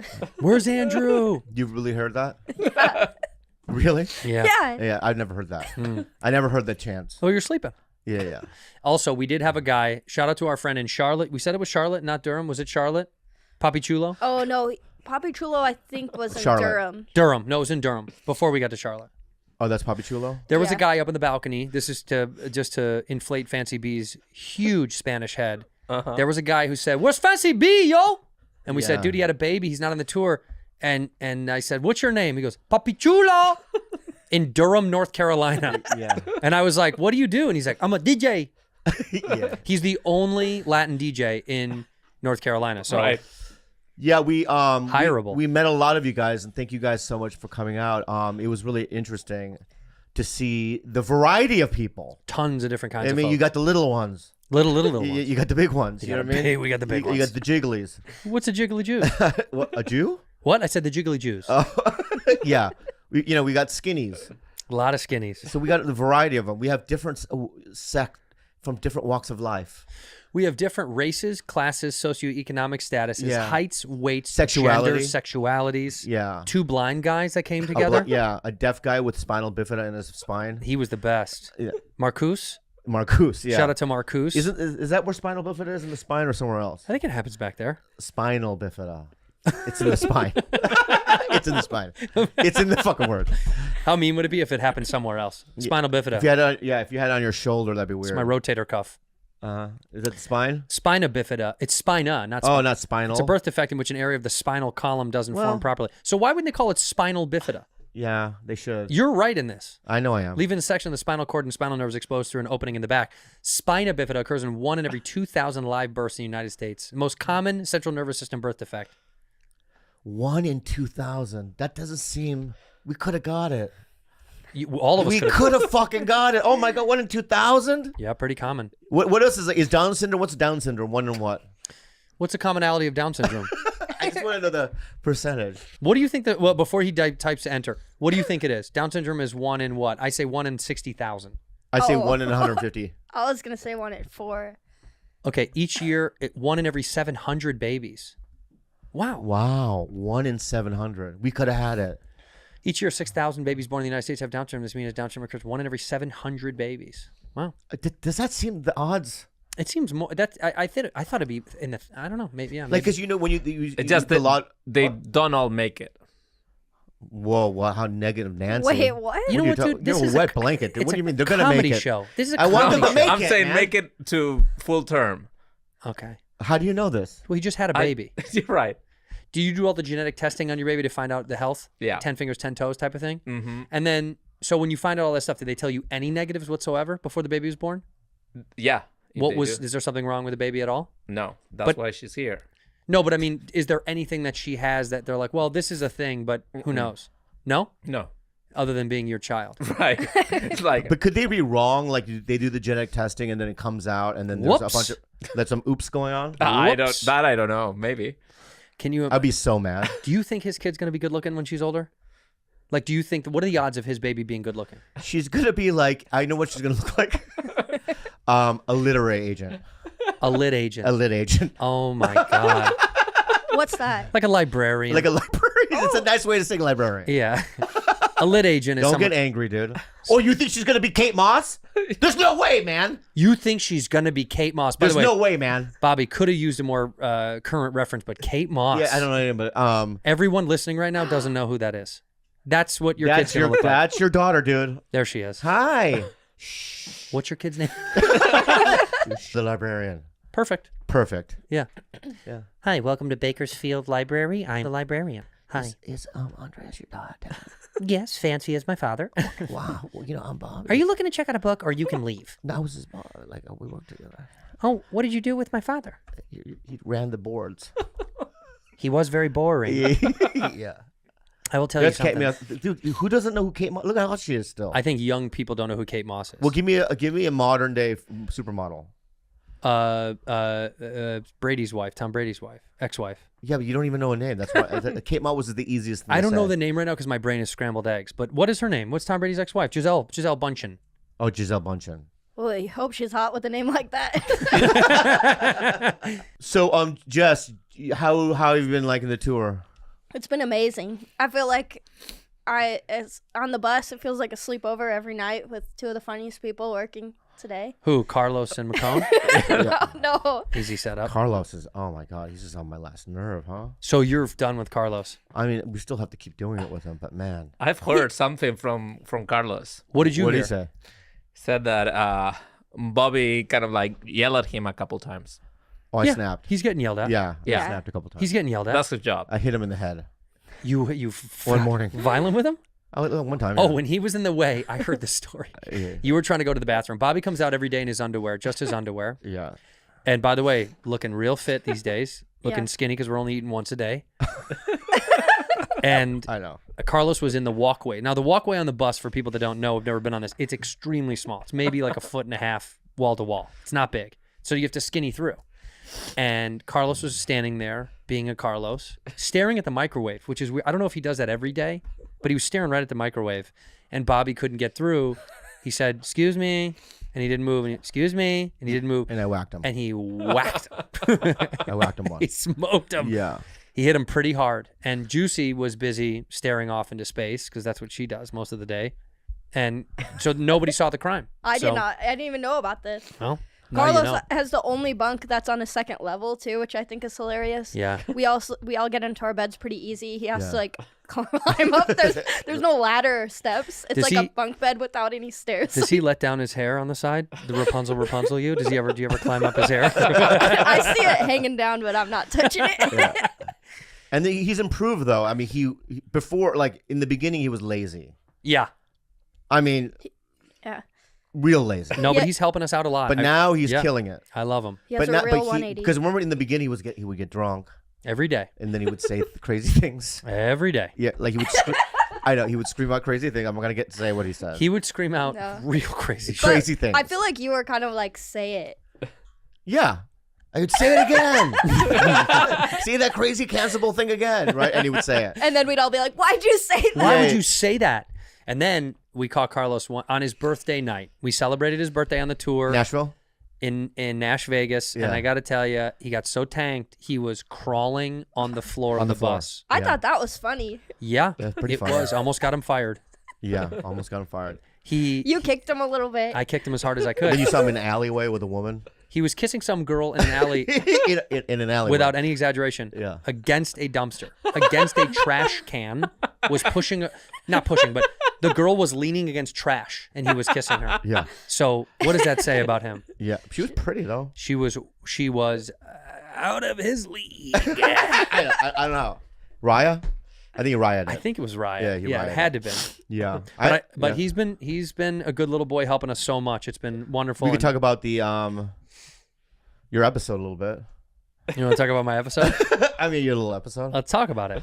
Oh, Well, what people don't realize is that Andrew, you know, you see him, movie star, TV star, handsome, golfs, Yeah. great stand-up, cheeseburger, Netflix, watch it, you know. Yeah. He's got dynamic, Dave, right? Confident. Dave. The Great whole friend, thing, right? great mentor. But there are, Royal Crackers, also on Adult Swim and on HBO the next day. yeah. And then there's a side of him that people don't know is he gets depressed. Very. Yeah, and he gets super sad. Yeah. And he wants to see mom. Andrew has clinical depression and anxiety. Yeah. So he's been diagnosed. He's got a tough brain. Sometimes he gets a little low. Yeah. So one morning, he wakes up. Him and Stacy, the tour manager, wake up around 8:30. 7:30 every day. Yeah. Me, Carlos, and McCone wake up at 2. Yeah, that's right. Yeah. Every day. That's I'm, right. I'm a wild card. Yeah. You're sometimes in the morning. So, well, I got up a couple times in the early Yeah. because I didn't sleep. Yeah. Yeah. But my point. So one morning we're gonna go to Dollywood. Dollywood, which is in Pigeon Forge, Tennessee, Pigeon Forge, Tennessee. south of Knoxville. We get around 2. I go, let's Dollywood. You know, when you go to Dollywood, you scream it. You scream, when you "Let's wake, go to Dollywood. Let's fucking do it, Let's right? go. So we, there. Yep. There you are yeah, on I'm Thunder, so happy. Thunderhead. Yeah, zoom in. Bobby How got the happy I am. fast pass. This could have been the best day of our tour. I'm so happy. Stoked. But do you know why I have this face? Because of what Andrew pulled. This is after what Andrew pulled. That's right. All right. So That's us at the beginning. that's us in the beginning. Now zoom into my eyes. You can see something's going Something's on. going on. From the Yeah, get-go. yeah. He's tired. He's about to snap. He's sad and tired. Right. So we get there, and you know, me, McCone, and Carlos are like, we got to eat. So we sit down in a restaurant, and Andrew just kind of and Stacy look at us and go, "Why don't we just not sit down and just grab something so we can just walk around, get the day started?" That's right. And I go, "No, man, we're eating at this restaurant." Say the rest. And then I go, "You do what you go do what you do. You go do your own thing, and we'll for do a while." You said no. I know what. Verbatim. Let me say my part. Let me say my piece, and you can finish. I'll let you finish the story. You said you go like this, with arm signals. You go do your own thing, and we'll do our thing. Okay, but time out. Just say that's verbatim what you said. Exactly what I said. Okay, but let's read between what I'm saying. No. I knew it was bad when you said it. I wish we had a time machine at that moment. Go ahead, keep going, Juice. I like it. It was earth-shattering.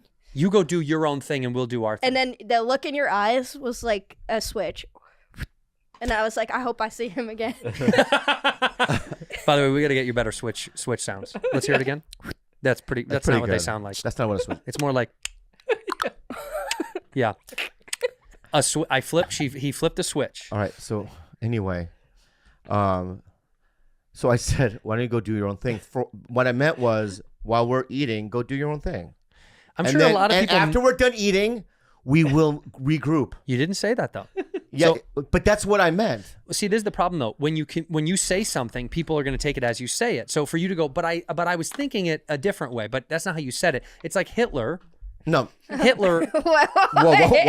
Well, Hitler. I know who he is. Totally miscommunicated. Yeah. Yeah. He was like, let's go get these Jews. He was trying to gather them together to try to form like a crew with the Jews. All these other guys, they heard, let's go get these Jews. So he may have meant something else. Poor Hitler. It's when Gandalf, this is basically what Gandalf was like, I'm going to go to Gondor, but I'll meet back with you. That's what I meant. Gandalf met back with the crew later. I've never seen Harry Potter. It's not Harry Potter, it's Lord of the Rings, man. Okay, so it's basically, I'm saying, you go on your little brief adventure, we'll do ours, and we will meet, and then as we will be the fellowship once again. So what did Andrew do? You left the whole fucking park. Well, for the listeners, I was having an episode, so I was very depressed. We all have depression. By the way, nothing wrong with being depressed. If you have depression, this is okay. You have to deal with moments. I had an episode. Bobby said something. It triggered me. And instead of doing something rude or mean, I didn't overreact. I didn't yell. I didn't fight. I did what my training is, which is I walked away. Instead of starting a fight or being rude, I walked away. But think about this. Hold on, let me finish. Okay. I walked away politely. I didn't say a word. I just walked away. May I? Can I finish? I walked away, right? Yeah. And so what I did was I called some other people in my life that I wanted to talk to, and I said, I'm going to go ride a few rides by myself. So I rode the Wild Eagle by myself, Thunderhead by myself. Why did you get pictures? I wish you got pictures. I should have gotten solo photos. No, but I rode with people next to me. There was other singles. It was kind of nice. And you get to go to the front when you ride single. By the way, pro tip, just go single, then you go to the front. So I rode on a couple of rides. I walked around, had a few phone calls with people I wanted to talk to. And then I said, I think I'm good. And I got an Uber and then I went home. So I did my little thing and I went home. Okay. Actually, that's not true. I took an Uber back to base camp, back to the bus. And I said, I can either go work out in the gym or I can go get shit-faced at Margaritaville. And so I went to Jimmy Buffett's Margaritaville. Yeah. And I was wasted away again in Margaritaville. Bum, bum, looking for my lost hickory salt. Yeah. And I texted you 15 times that day. Yeah. Not a return. That's right. Side note too, while he was taking the Uber, he told the Uber drivers, right, what's the nearest airport? Well, here's what really happened. Stop. Let me finish. Let me finish. Okay. He tells the Uber driver, where's the nearest airport? We're like, oh man, I don't know, 45 minutes or whatever it might 45 be. minutes away. Yeah. Right. So they drop him off. Hours later, we get the same Uber driver. Because there's only one in Pigeon Forge, There's by the way. only one. Well, there's only one. And the boyfriend and girlfriend ride together. I thought the guy, when she pulled up in an SUV, there was a guy in the front seat, rolled down the window, and he says, what's up, man? And I go, oh, is it for Andrew? Yeah. And I go, are you getting out here? Thinking she's dropping off a ride. He goes, nah, man, that's my baby girl. I got to stay with her, make sure she's safe. Yeah. And I was like, oh, okay. So I got in, and then they just sat silently. So I Googled, where's an airport? Because I thought, I'm close enough to Chicago. I could go see mom and dad. I haven't seen my parents in a minute. So I said, how close? There was no flight, so I couldn't do it. So, but when they picked us up, they go, hey, man, your buddy asked where the airport is. Yeah, they said. In my head, I'm like, oh, fuck, he's leaving the tour. It's canceled. What the fuck? And right? So it's like, why don't you keep your inside thoughts to yourself? No, I wanted to know. I said, is the airport far from here?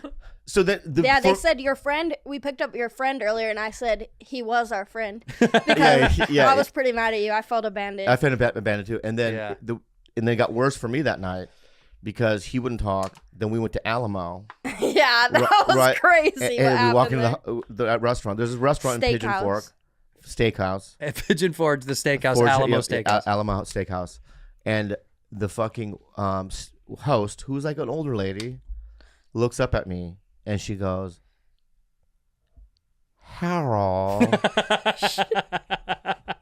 White lady. But not in a funny way to get a response from I me. forgot I need to Venmo her. That was really nice of her. Yeah. And then me and McCone looked at each other because I thought at first I just, sometimes I feel like white people just in my imagination are being racist. Right. But they're really not. No, but we really are. I know. Yeah. But I looked at, but I looked at McCone and he gave me a look like, sort of like a little nod. Like that just happened. No, you know what the nod was? The nod was like, when a security guy tells the guy that at the death penalty to pull the switch. Yeah, hit it. It's that nod. Go on. It was like one of those nods, right? Yeah. So he gave me a nod to go ape shit, right? But I didn't. You did not. We ate, right? And then a couple of people recognized me from the restaurant, and then the lady seemed to feel. I kept looking at her. I think the like news. This. Bobby look at her like this. Yeah, but it was the most bold racial thing I've experienced in years. But the reason she has to do that is because there is no funny way to say goodbye. What do you mean? Well, hello is funny, but if she tried to be like goodbye, it wouldn't work. Yeah, it's not like aloha. It's not the same, right? Yeah, so, yeah. You're right. But by the way, for everyone out there that does want to make a racist sentiment towards somebody like Bobby, when you say hello and he leaves, say hello again when he takes off.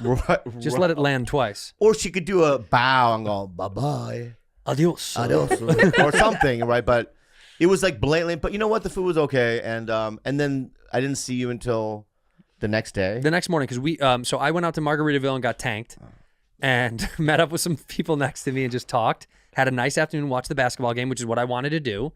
I wanted to watch NBA playoffs, and Stacy came. Stacy said, "Can I come and have a drink with you?" Because she wanted to say hi. I said, "Yeah, of course." She said, "Can anybody else come?" And I said, "Absolutely No. not." And you know who was asking? Yeah, you were. I was. She was. You were. I really wanted to go. And I said, "No, thank you. I don't want to. I don't want to see anybody today. I needed a day." Cramping up on a bus, by the way, for people that don't know, it's anxiety inducing. You're on a bus all day, all night with people, and it's constant. So 2 weeks straight, it's all you're seeing is the same people. So it was just like a breaking point. And also, I was a little like, I had some stuff in my mind and I was heavy with some shit. So I just wanted to take a break. And I got drunk. And then Stacy and I went and we played, we went to an arcade and it was closed and they let us play for like 2 hours. And we were throwing the things at the clowns and we played Jurassic Park with the old guns. We had so much fun, dude. Nice. And we drove Cruising USA or whatever the new one is. So we partied. Then I got back to the bus, slept like a baby. The next morning, we said hello very calmly. I didn't even know you were mad at me. I wasn't mad. I didn't even know why you behaved the way you did. But this is a correction. We're talking about live on air. I wasn't mad, but I needed to take some space, so I did. Okay, but But that was okay. That's fine. And then how do we rectify it? For people that want to know the truth about why Bob and I are very, very, very, very, very best friends. Truly. On stage that night, we didn't talk about it all day. We just went about our day. And then on stage, somebody asked something in the Q&A. Somebody said something to the effect of, who's a better stand-up or who's funnier or who's a whatever. And they were inciting Bobby to say something funny and take a shot at me. But instead, Bobby says, why would I say that about Andrew? He's my best friend. I love him. And I gave him a big hug and a kiss. And we both knew. It's all good. Harold. Babbel. If you have an upcoming summer trip abroad, my go-to travel hack is Babbel. And you've done this before. You've gone to Europe. I went to Europe and you go on Babbel. And I tried and I've done my best. And I got to tell you, it does help you get around much better than using one of those books or online apps to translate. Babbel is incredible. It's a language learning app that sold more than 10 million subscriptions. And thanks to Babbel's addictively fun and easy bite-sized language lessons, there's still time to learn a new language before you reach your destination, man. Their teaching method has been scientifically proven to be effective. With Babbel, you can choose from 14 different languages.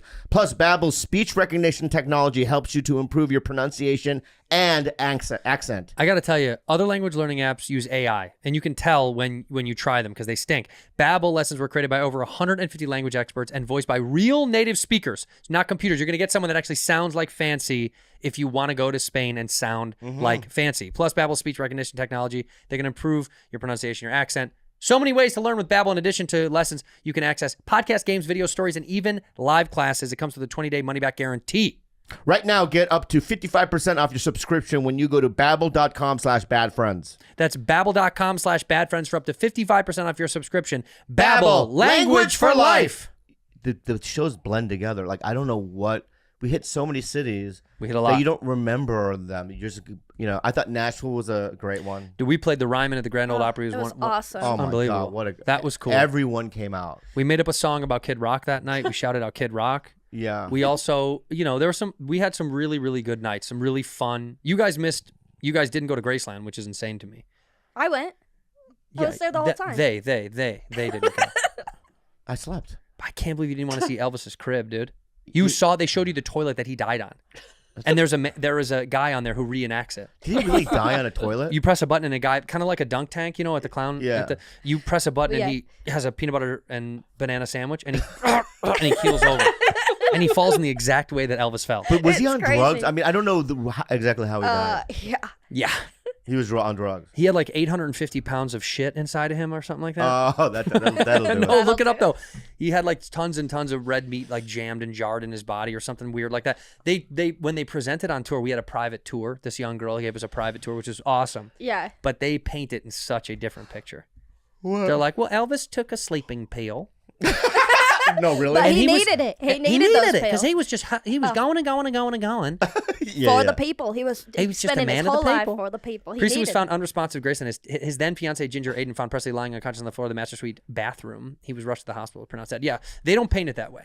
They actually painted that he was one pill. They gave him the pills because he was serving our country. Because he was serving the country, the great nation. Wow. So they say the way they say it is what happened is he was taking pills to go to sleep, but he was also taking pills to stay awake. Right. And so he was taking all those pills. Toxicology report, Elvis's blood was found to have extremely high levels of opiates, Dilaudid, Percodan, Dermarol, codeine, and Quaaludes. Yeah, this wasn't in the tour. Guy was a fucking walking pharmacy. Holy shit. By the way, they have a pharmacy where the barn is now. I mean, when you have money and you're on drugs, it sucks. Well, I mean, it's convenient. No, because I remember when I was on Bad TV and I relapsed, and we made $4,000 a week on that show, which is for a broke comedian. Amazing. It's phenomenal money for regular people. That's great money. Yeah, regular people. But I remember 6 months in, I asked Ari Shafir for money. You did? Yeah, because I had no money. Because I used it all on drugs. Wow. Jesus. Yeah. Did you have to, like, how, somebody told me in Mulaney's new special, he had said that he told his business manager, don't let me withdraw cash from the account. Uh-huh. And he said, which is a terrible idea for a drug addict, because then you're going to find a different way to get money. Yeah. Because he's like, this will cut off my access. But of course, he would buy a Rolex on a credit card for like 12 grand and then sell it for like 6 at a pawn shop. Wow. So just lose 6 grand just so he could have 6 grand cash or whatever. Wow. To go spend on. It's insane. Yeah, you do stuff like that. Well, that's what. But Elvis didn't need to. Yeah, he didn't need to do that. No, he just went, go get me some more Deloach. Right. Go get me some more Percocets, baby. It's probably easier to get back then. A hunk of Dilaudid love. Anyway, shout out to the king. But honestly, we took the tour and it was so sad because the house was cool at the beginning. Yeah, the way it was decorated was cool. It was cool. Then you go through it and then you start to realize this is so weird and sad. It's someone's house. It's a dead guy's house. And they kept everything. Dude, I should have gone. It's exactly the way it was. I saw the photos. Yeah. They showed me the photos and it looked great. Yeah. Like each room was like stylistic. And beautiful. Beautiful. Yeah. But unfortunately, at the very end, they show you like his last place he played. I guess he couldn't go to bed because he was juiced up out of his mind when he got home from a dentist appointment. He went and got a dentist appointment at 10:30 at night because that's the only time he would go so people wouldn't bug him. So he goes to the dentist appointment. He comes home. There's one photo that's on the internet that was taken by a fan, his last remaining photo. And he's driving through his gates at Graceland. He's like waving them. They must have been there at 2 a.m. He goes. He can't sleep. He calls one of his buddies, says, come play racquetball. Yeah. He's a racquetball court. Yeah. In the back of his house. By the way, the racquetball court Yeah. cost him $200,000. The house only cost him like $140,000. He Wow. paid more for the racquetball court. That's it right there. That's the last remaining photo. Right there is the last photo of Elvis. No, the second one. Sorry, the second one right there. That number 2 that you see right there. That's the last. The last photo of him alive. So he was pulling into the gates. He goes to play racquetball with his buddy. Sits down, plays piano. They have the piano, the last thing he played, and they play it through the speakers when you walk the racquetball court. And he plays that, says goodbye to his friend, goes into the house, and takes a shit. And takes a shit. I think the dentist did it. See, this is good. It was the dentist. Yep. In the shitter. yeah. With yeah. Maybe he should have been in L.A. Maybe it would have lived. How? Well, where's my yoga mat? Downward dog. Downward dog. And you do wheatgrass. Wheatgrass. Right, and I mean, I think it would be more new agey. Could somebody get me a ginger shot? Don't you think that he would live? Maybe. You think if he lived in a healthier? You know what? I'm not gonna lie. When because we've been out there. Yeah. You're out there. Yeah, You're in the woods. You're in the woods. Not only that, you are very correct. The food. It's a fried Twinkie. Refried. They told you they showed us his kitchen. He was the first person in the country, right? In the country. No. The first person in the state of Tennessee to have a microwave at the time. And what did the microwave cost? It was like $5,000. It was something hilarious. It was insane. Dude, it was hilarious. Really? And it was the size of this desk. It was massive. Wow. It was huge. And so then they said his favorite meals were all deep fried. He never not ate deep fried shit. Yeah, that's every the night problem. of his life. I know, you're right. I'm agreeing with you. And with also with Dilaudid. Yeah. Here's how you knew the diets were bad. Juicy and I tried to look up somewhere to go get a snack. And so there was a health food place up the street. Yeah. But every meal was served with ranch. Every meal. Yeah. Even the smoothies. The smoothie had ranch on it. Yeah. They give you a little ranch shot, a little sidecar of ranch when you get a smoothie. Yeah. So you could tell it was really bad. And also, Graceland, the neighborhood, yikes. Yeah, I remember the guy at the soundstage was like, Lenny, he was like, Lenny, yeah. Oh, you guys are thinking about leaving the park? Y'all gonna leave Graceland? And we were like, we're just gonna take a walk up the street. And he's like, I don't know, man. No, really? I swear to God. I swear to God. Really? And we were like, it's a half a mile up the road. It's just by the CVS. There's and he goes, well, I guess it is daytime. No, really? Yeah. Verbatim. I was scared. Yeah. I thought someone was going to She held onto my shirt the whole time. Yeah. And I was like, you don't have to hold on my shirt. We're walking right next to each other. Yeah. It was cute. It was scary. Also, what was it? It was a Pigeon Fork when we went to the Trump Pigeon store? Forge. Pigeon Forge. I'm going to call it Pigeon Fork for the rest of I my agree life. with you. I think it should be called that. Yeah, better I'm name. going to call it Pigeon Fork. So at Pigeon Fork had a Trump store that was probably like 5,000 square feet of all Trump gear. You but went to? it was closed, so we went to a T-shirt shop that had Trump stuff too. Remember? That's why I thought it was the Trump store because they had so much Trump stuff. They had a in lot it. of Trump. But did you notice that we went to a couple of stores? They're all owned by minorities, Yeah, I noticed that too. like black people. The Trump store was owned by a black guy. I went there before Really? you guys got to go there. Wow. The black guy was in there. Yeah. No, you be real? I swear to God. Yeah. Yeah, but and also the reason that we got attracted to it, or even noticed it, was because we were at breakfast, Stacy and I, she goes, "Look at that guy's shirt," and this guy was wearing.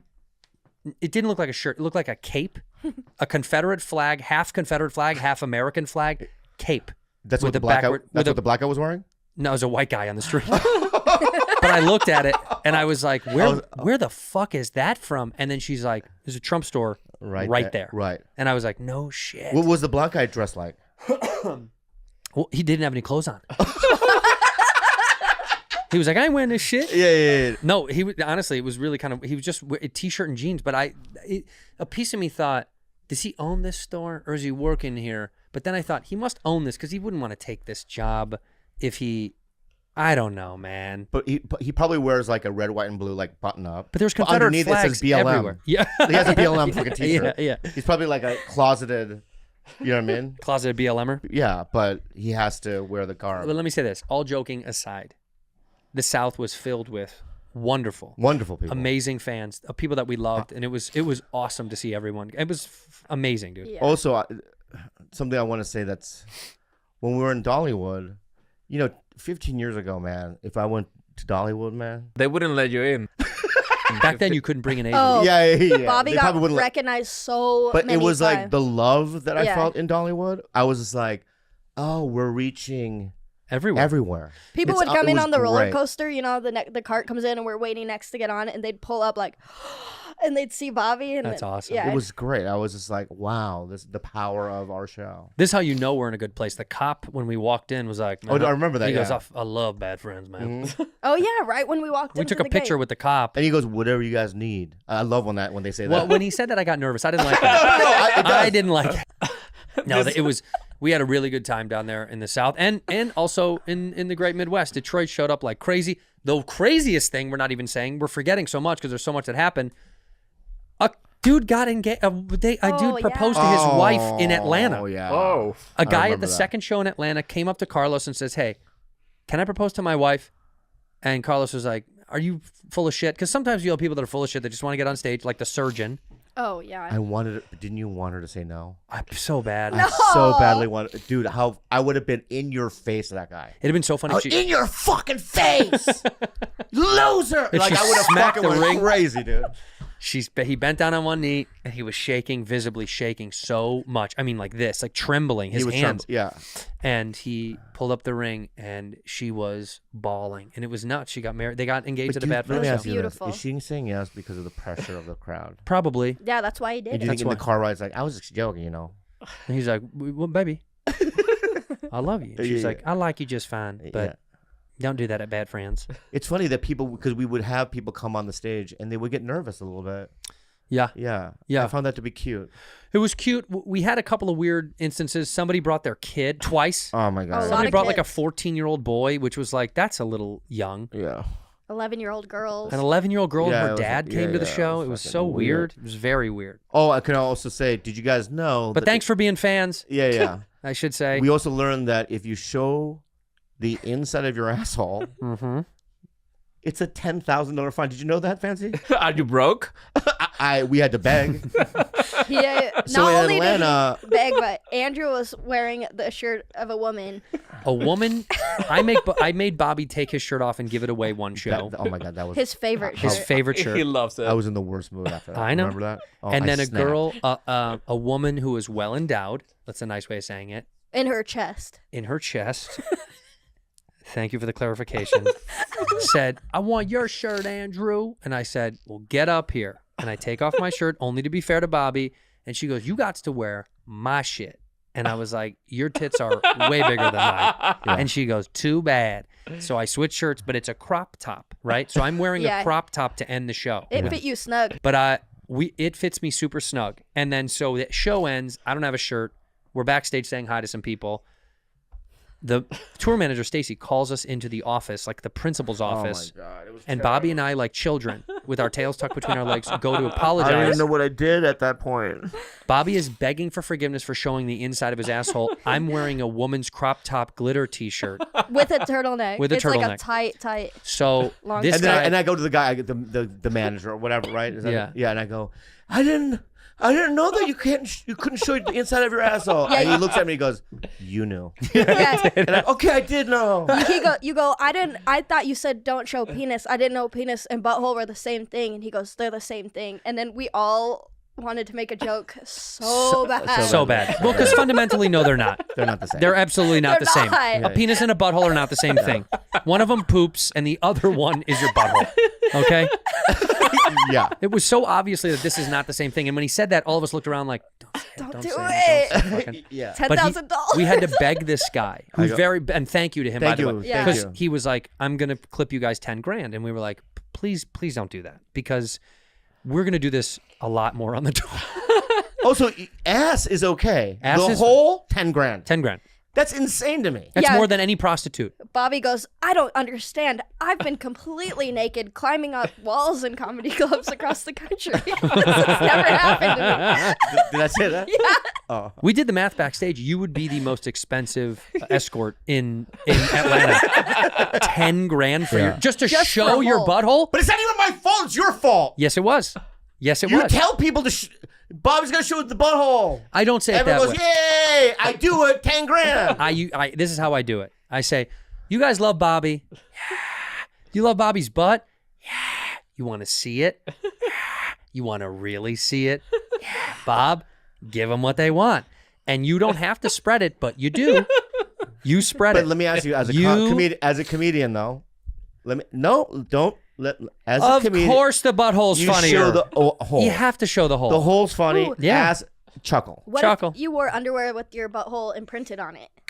Is This that is okay? smart. Never thought of that. This is very smart. That's Never thought okay, of that. right? We could do that. Yeah. We could do that. You could sell those. Yeah. I bet everyone would want to wear your butthole. And then we had a fun night. Let me talk about one more night before we get into anything else.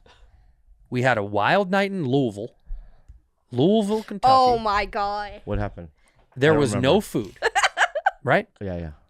So we go traipsing around trying to find something. There was one place. Well, hold on. And we're going to get there. I don't remember. We go to TGI Fridays. Oh, yeah, I remember. None of us have, I've never been to a TGI Friday. I've been to a Chili's. I've never been one to either. I've never been to one. I've been. Yeah, we know. we know Chandler, Arizona, or whatever. Yeah.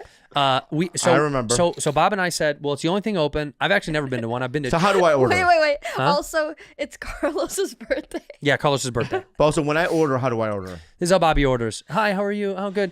So on the appetizer front, for the table, we'll take everything you guys have. You know Mickey Mouse in what's Fantasia? Yeah. When he's waving the magic wand Yeah. and everything comes to life. That's how Bobby orders. He stuff 100%, within. without any semblance of exaggeration, whether it's a steakhouse or TGI Why Fridays. do I do that? Because this is your drug and you can't use drugs That's anymore. not why. That's what you said. That's what you said, though. I know that's what I said, but that's not why. You said, I'm a drug addict and I can't use No, drugs. That's not why. That's not But that's what you said. No, I'll tell you why. Why? Because I've never been there before, so some of it's not good. You got to try all. True. So if you get 6 of them, if 4 of them are bad, you leave the 4, you eat the 2. Right. So that's why I do it. The odds of getting a good appetizer versus a bad one, it's kind of like what we showed our Down syndrome mods before. It's one in, it's one in a couple thousand. 1 in 700 appetizers might not be. Stop it. But not at TGI All right, Fridays. So we order TGI everything, Fridays. yeah. Bobby orders dumplings. Crazy. No, I like the dumplings. You ordered the dumplings. Gross. I didn't want them. Chips and salsa, chips and guac. French fries. French fries, mozzarella sticks. No, pretzel sticks. Pretzel bread. sticks.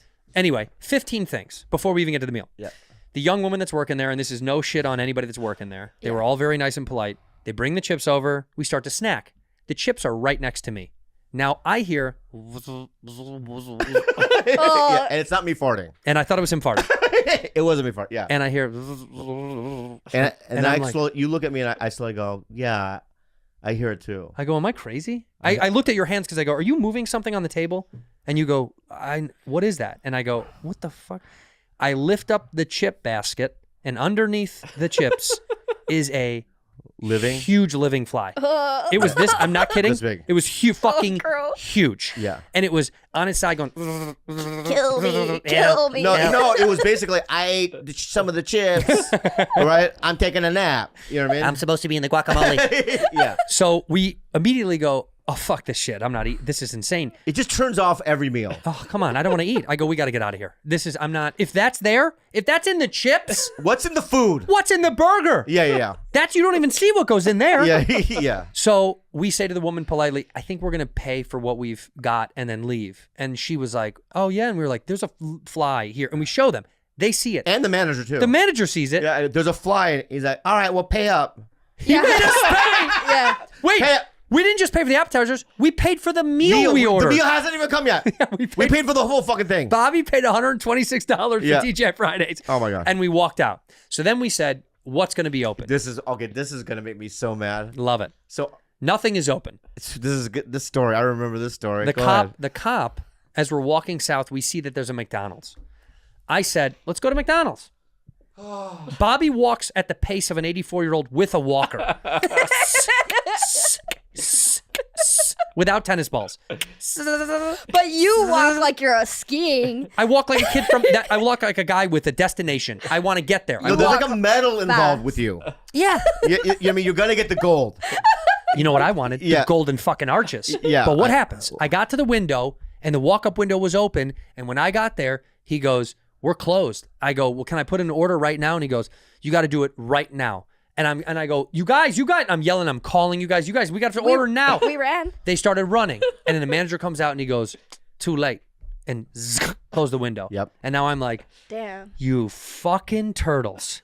If you could have just been a rabbit today. That's not it. But then I said, fuck it. There's Taco Bell. Let's just put something in our body because we hadn't eaten all day. We walked to Taco Bell, drive through only. The inside is closed. And Bobby goes, the fucking inside is closed. Fuck this. He throws a tantrum and walks away. And I go, just wait. We'll ask someone in a car to get us to pay for No, I saw the guy. Well, then the Time guy out. pulled out. The guy pulled up after you freaked out. As you were freaking out, there was a plane going over, and I go, just wait. And jet ski, like a child, mom and dad are fighting, and she's just like, I don't know who to go with. And I said, well, get out of here. I'm going to wait to eat. A guy pulls No, up. you didn't. You said order something, and I said I will go with Bobby. You'll go with Bobby, right. Yeah. Stupid girl, because, well, it ended up being fine. So then, But a who guy pulls pulls up? up in a scooter. Ooh, it was dying. As it pulled up. Polly would say he's crusty, bro. And I said, hey, man, I'd like to get something to eat. Can I put my order with your order? And he goes, okay. And I said, I'll just buy your taco. I'll just buy your Taco Bell. I was going to buy. And he goes, I was fixing to order me about 20 tacos. It was gonna be 6. And I but was he like, saw one look at you. you were going to order 20 tacos? And he goes, yeah, I was fixing to get me about 20. And I was like, order 20 fucking tacos. He orders the 20 tacos. Me and Carlos get our 2 tacos or whatever. We pull up to the window. I pay. At Taco Bell, by the way, 24 tacos, for those that want to know, $19. I swear to God. So I was like, okay, didn't break the bank.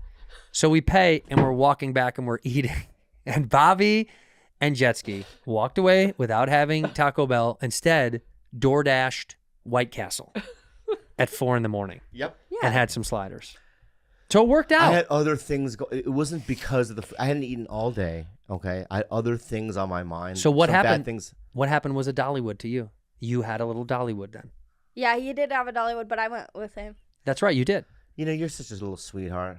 No, you know what it is? What a little sweetheart you are. When we were kids, we called it kiss ass. Yeah. Oh, really? You're a fucking You're kiss a ass. You're a kiss Oh, ass. I love you guys so much. No. You've been very like, I'm a negative guy. No, you're not.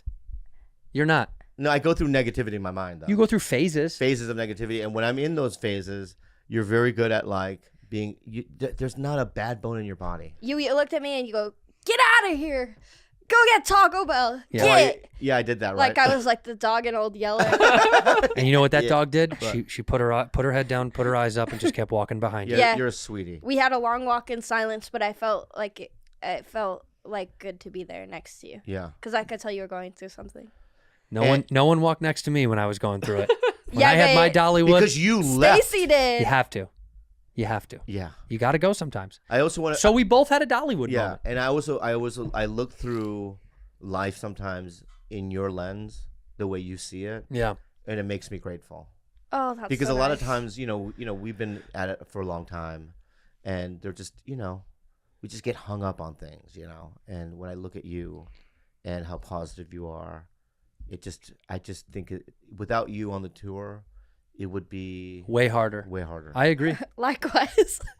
Without you on the tour, there would be no tour. Yeah, that's right. Yeah, that's right. The funniest way I gotta say of that night when we got the White Castle and Carlos was the one who ordered it and picked it up, and then I kind of just remembered that whole night was his birthday. Yeah, it was his birthday. Yeah, It was. Yeah. It really was. And you know what the best part was? They lost one of his tacos. Oh my god. Yeah. No, really? Yeah, and I was like, do you want Oh. mine? And he's like, it's okay. I forgot another really cool thing about Louisville was Adam Sandler was in town. Yeah, you guys probably have a lot to talk about that. But after the show got out, Bobby and I went to visit the comedy club in town. Yeah. And their open mic had just ended, but you could just tell how much it not only meant to them, but like the local comics were just like, "Whoa, you're here!" And That was then cool. on the walk back, because I Adam turned the Sandler, lights on. yeah, he turned the lights on. They turned all the lights on. I went on stage just to feel out the room. It was a cool night. It was good, like for their comedy scene, and then everyone in town getting out of the Adam Sandler show were just like they just saw Adam, and then Bobby's now just walking in the street, and people couldn't believe it. But also another thing, we did have dinner with Sandler. Yeah, we went to go see after Sandler played the where the Red Wings play in Detroit. The show got out, and I said, Mike Binder was there opening, and Schneider was there, and Kevin James, and they invited us back to a cigar bar lounge where you eat steak and smoke cigars at the same time, which, for the record, don't know why you want. I mean, they were literally like, and then I was like, why do you want to eat a cigar steak? I know. But they were very pleasant to let us hang out with them. And Sandler, we went to go see the show, and Sandler and those guys, that was the dinner actually beforehand. But Sandler let us hang out with him. We were talking. And he was so sweet. He's the best. And he came up really and he gave sweet. Bobby a very, very warm hug. And it was really nice to see. Yeah. And Schneider was there. Then we had coffee with Schneider the next day, I think. Yeah, Schneider was walking around that and was met so us cool for to coffee see and hung out. And it's been an unbelievable tour. And what I do want to say is, honestly, from the bottom of our heart, thank you. It's been a life-changing thing. It's been so fun to meet the fans. The fan art has been, wait till you see the studio is going to be filled when they ship it back to us because it's in the bus. So much fan art, so much fan love. You know, we had a guy give Bobby his sobriety coin.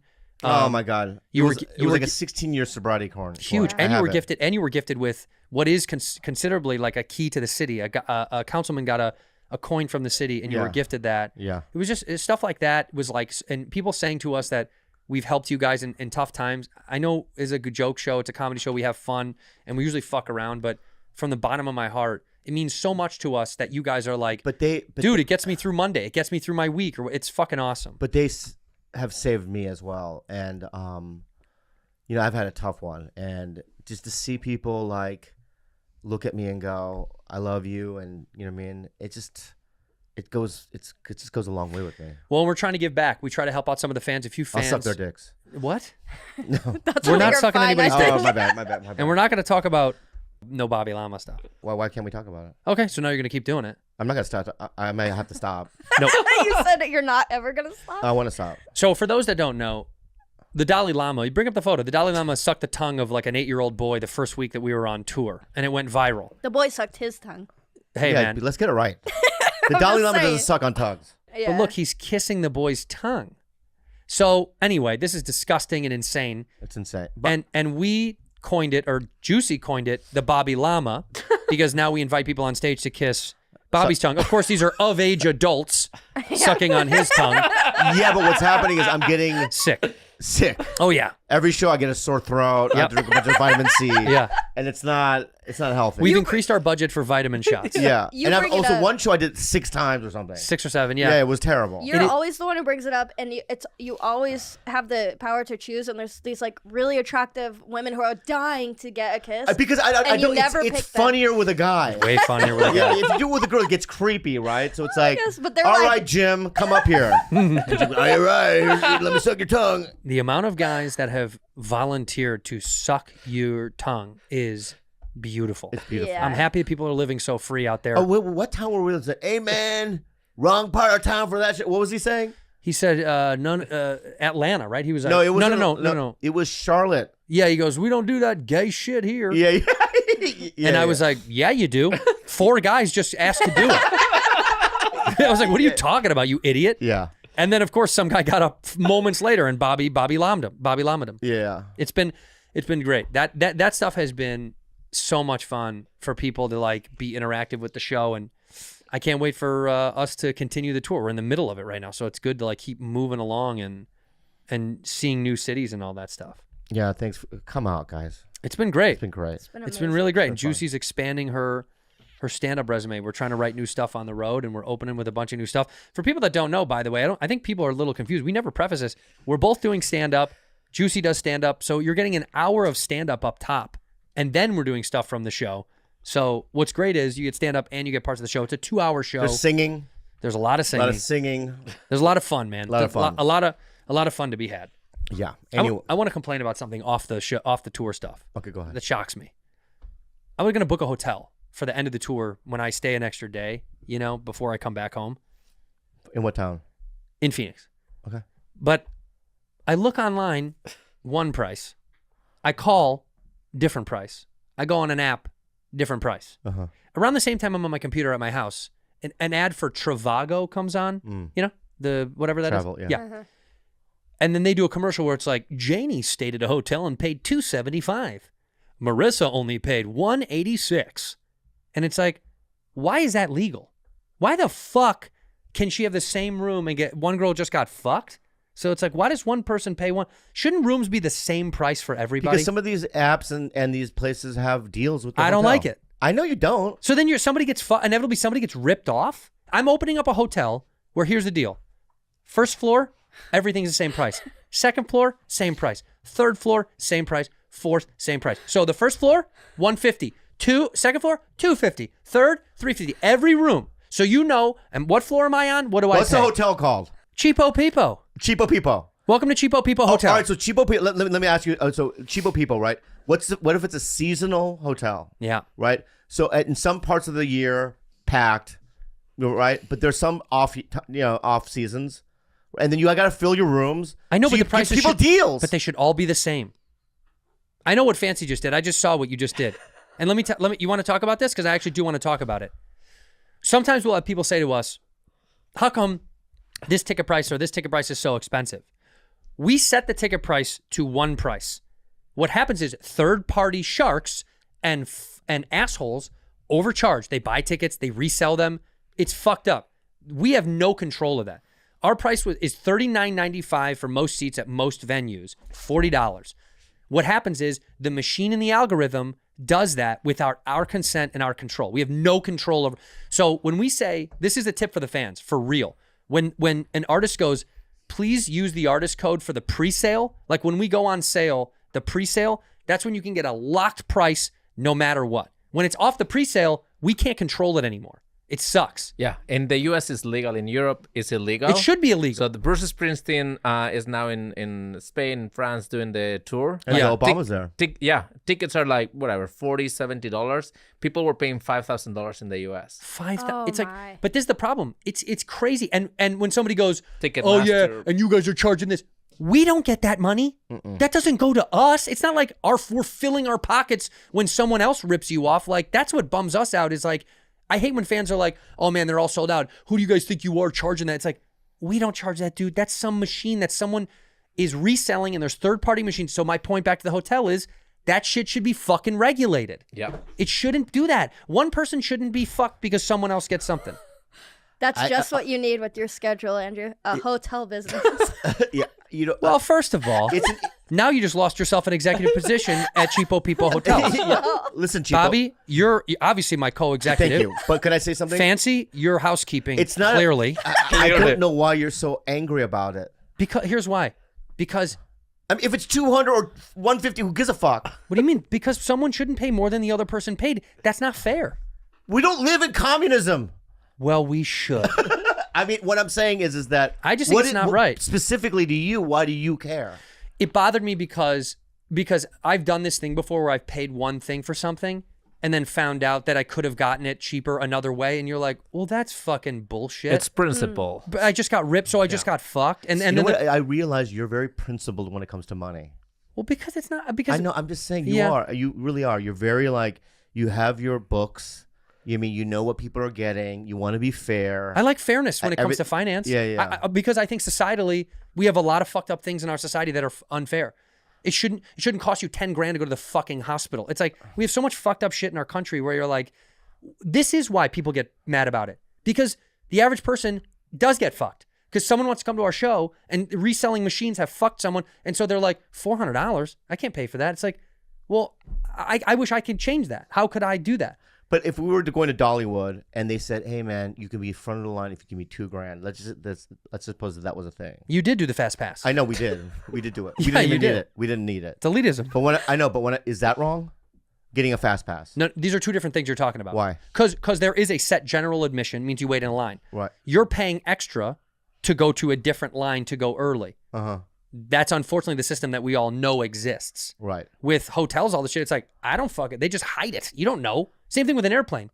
Her seat right next to me could cost her $80 less than mine. Why? Should have got Trivago. Anyway, this is an ad for Trivago. No, here's the thing. I know how capitalism works. I just think like there's moments like that where the commercial makes me mad. They're bragging about it, that it's like, she paid cheaper. It's like, well, why did that girl get it for cheap? That's not right. If you think about McDonald's, if you paid, a $2.95 for a Big Mac, I don't know how much they cost, and I paid $8. Yeah, you'd be fucking livid. I'd be livid. It's the same shitty cheeseburger. Yeah. Why didn't we it's pay the the same thing? So I'm opening up Cheapo People Hotel. Yeah. First floor $150 a night. Second floor $250, $350, $450. Penthouse is $8,000 to supplement the other fuckers. Tell them about your penthouse. Oh my God.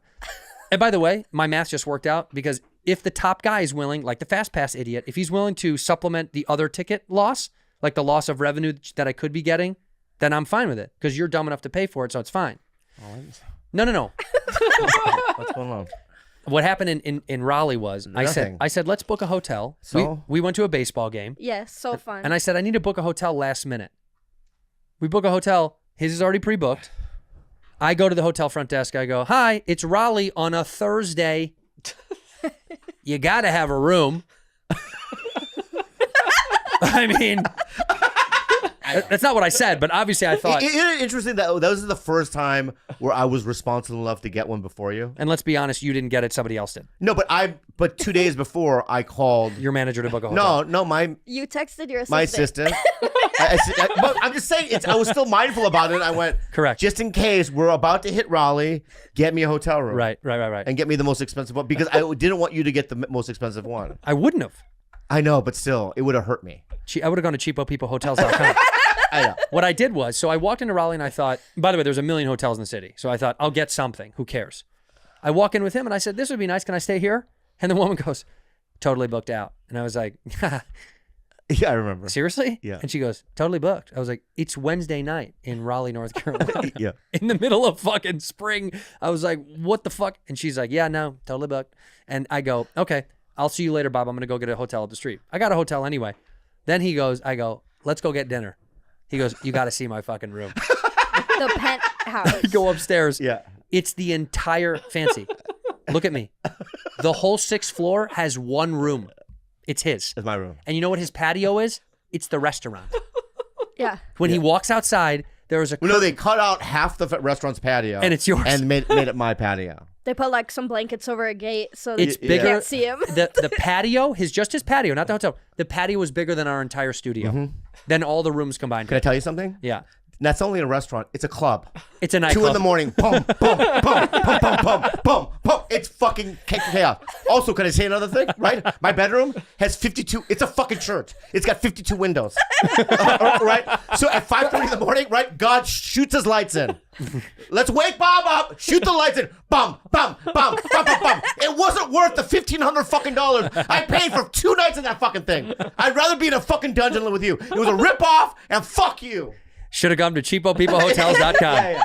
It was a nightmare. It backfired. It did. He went and slept on the bus. I slept on the bus because I was like, dude, the light. What's so funny, man? The light's so bright in there. I go, who? Like, there should be no windows in the bedroom. Should be none. None. You don't need one. Because I have different rooms, right? Here's a tip. Cheapo People Hotel. We're going to buy old jails. Wait a second. Like, this is something that gets me so mad about the US. If you go to Europe, especially if you go to Spain, for example, every window, every house, doesn't matter where you are, has shutters. So there is no light coming inside any room if you don't want to.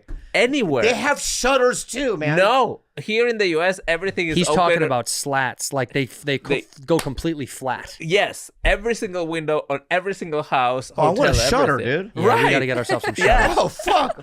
Google Shutter, dude. Well, you know, they have the window shut. Boop, they close you. I don't want one of those. It's like an army. It's like a military house. Because when you do drapes, the sides seeps the light through. Of course they do. Yeah, I don't like it. You know what? That's why I travel with a stapler. Oh, you do? I always staple to the wall. You know what I do? Huh. I took heavy things around the room. And push them against it? Yeah, so, I've done this. Yeah, I've done this. I took the fucking iron, Yeah. right, and put it against the fucking curtain to block out. So everything in my room is like blocked, and you know what I mean. I've The done furniture. this. Yeah, you've done that. Look at this, fully enclosed. Oh, So this opens and closes completely. If you want a little light, you can leave it Like like that. this. They lift a little light into the bottom. Yeah. It also looks like prison. I don't Yes. care. No, I know, but it does look a little prison-y. Yeah, You like the bunk on the bus, huh? Yeah. The little coffin. that it's a coffin, Yeah. but it's pitch black. In fact, because what happens is we sleep around 2 a.m. We drive. We do.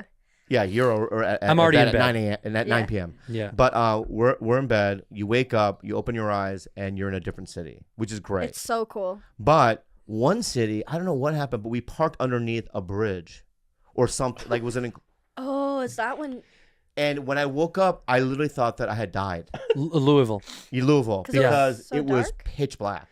I opened my eyes and it was so dark. I'm like, I think I died.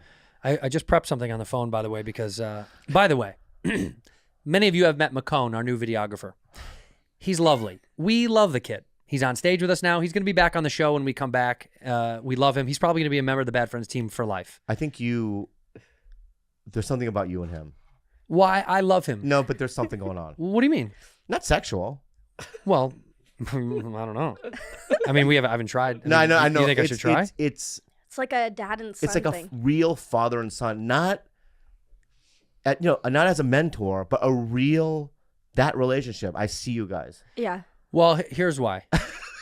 It's sweet. Like you make him call you daddy. I make him call me. It's sweet. First of all, it's Papa. Yeah. I say It's sweet. Papa Santino.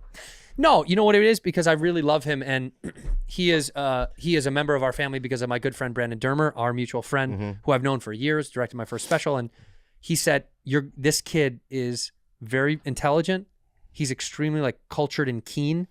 His music sensibility is fucking way beyond his years. Crazy. He's 23 years old, and he knows more than most people in our age range. And his talent and depth of talent to come in the future. You know, when you see someone in your, like when we knew Jetski, when I first saw you do stand up, you just kind of can tell no matter what, beyond the fact that you're good now is like, well, you're only going to get better. And I see the same thing in him where I'm like, he's only going to get better at his craft. He's annoying. He is annoying as fuck. And I'm going to tell you, I'll give you an example. I needed to say that first before I start shitting on the kid. Yeah. I'll give you, can I just throw my thing? Here's how he's annoying. Yeah. All right. Because I had already complimented him before we went on a tour that you're very good at like starting conversations with people that are famous or like you're not intimidated by certain situations, environments, right? So when we had coffee with Rob Schneider, Rob has the court, I had the second court. We're going back and forth, right? And I'm outside on a smoke break. Yeah, and I'm looking at McCone and I can see him with his lips like he's waiting for, to get his fucking thing in. And he goes, so what was it like on SNL? Was it scary in the? I go, stop, McCone. I know what you're doing. I know what you're doing. Don't make it weird. You're not doing it right. He made it weird. I called it out. But he's young. It doesn't matter. It's annoying. But you know what? Shut your mouth. He's a sweet boy. Shut your fucking mouth. We took an Uber down to Raleigh to go see Prof, this rapper who's the shit. So talented. And he goes, yo, we're going to get on stage for the last song. Get on stage. And I go, I'm good. I don't want to, you know what I mean? Yeah. I don't want to like take up space for someone's show. Yeah. McCone, on the other hand, I'll go on stage. Can't fucking wait. Annoying. He's not even, he didn't ask him. Annoying. But I said, can the kid go on stage? And Prof goes, yeah, it's all good. And I was like, you fucking idiot. He didn't ask you. Yeah. So there he is in a hockey jersey. He's in a Minnesota Wild jersey because he's from Minnesota as well, dancing. Look at him dance. He's jiving with everyone, having a good time. And then, of course, here we go. When it hits, watch. That's McCone. Watch McCone go off. Ready? And there he goes. Yes. Amped. He's amped. The kid had a great time. He had a wonderful time. One of many things we've done on the tour that have just been so fun. One last thing about McCone. He doesn't deserve living this lifestyle. That's for sure. He sent me. Remember, he told. Well, back in the day, I went to go see Chappelle. Right? Did you show the video? I don't. Yes. Yeah. So he goes. Yeah, I went to go see Chappelle, and I go, okay, cool. And he goes, he invited everyone out to this club, so I went. I was like, okay. And he goes, look at this video. It's basically McCone dancing, but he has the camera in Chappelle's face for like 45 minutes. Yeah. Right? Like as close as you guys at one point, Chappelle's like, you know what I mean? You can imagine McCone's just like, you know what I mean? Yeah. Annoying. He's an idiot. Yeah. I love him. But the most important thing about that moron is that every day he wakes us up at 5 in the morning. That last one was horrifying. Because he has night terrors. I'm going to play some of them for you here. He talks in his sleep, but he has night terrors. Wait, before you even play, this is not an exaggeration. It's not any kind of fib. No, this is it. It's so real because I'm a deep sleeper. Yeah. And this motherfucker has woken me up 6 times. Oh yeah, every time. I think people in the live, because we've been telling the live shows what's happening, and I can tell people think we're making this. We're up. not making it up. This is real. It's real. So there's an app that records your sleep. In fact, on this show, a year and a half, 2 years ago, we played my friend Tyler's nighttime clips, who also has an app who has night terror or is night walking and all that. This is just one clip. We don't have all of them, obviously. This is just one. This is him. Oh! Oh! Whoa, whoa, whoa, whoa, whoa, whoa! Whoa! In the middle of the night at 4 a.m. Yeah. Ha! Whoa! Just talking.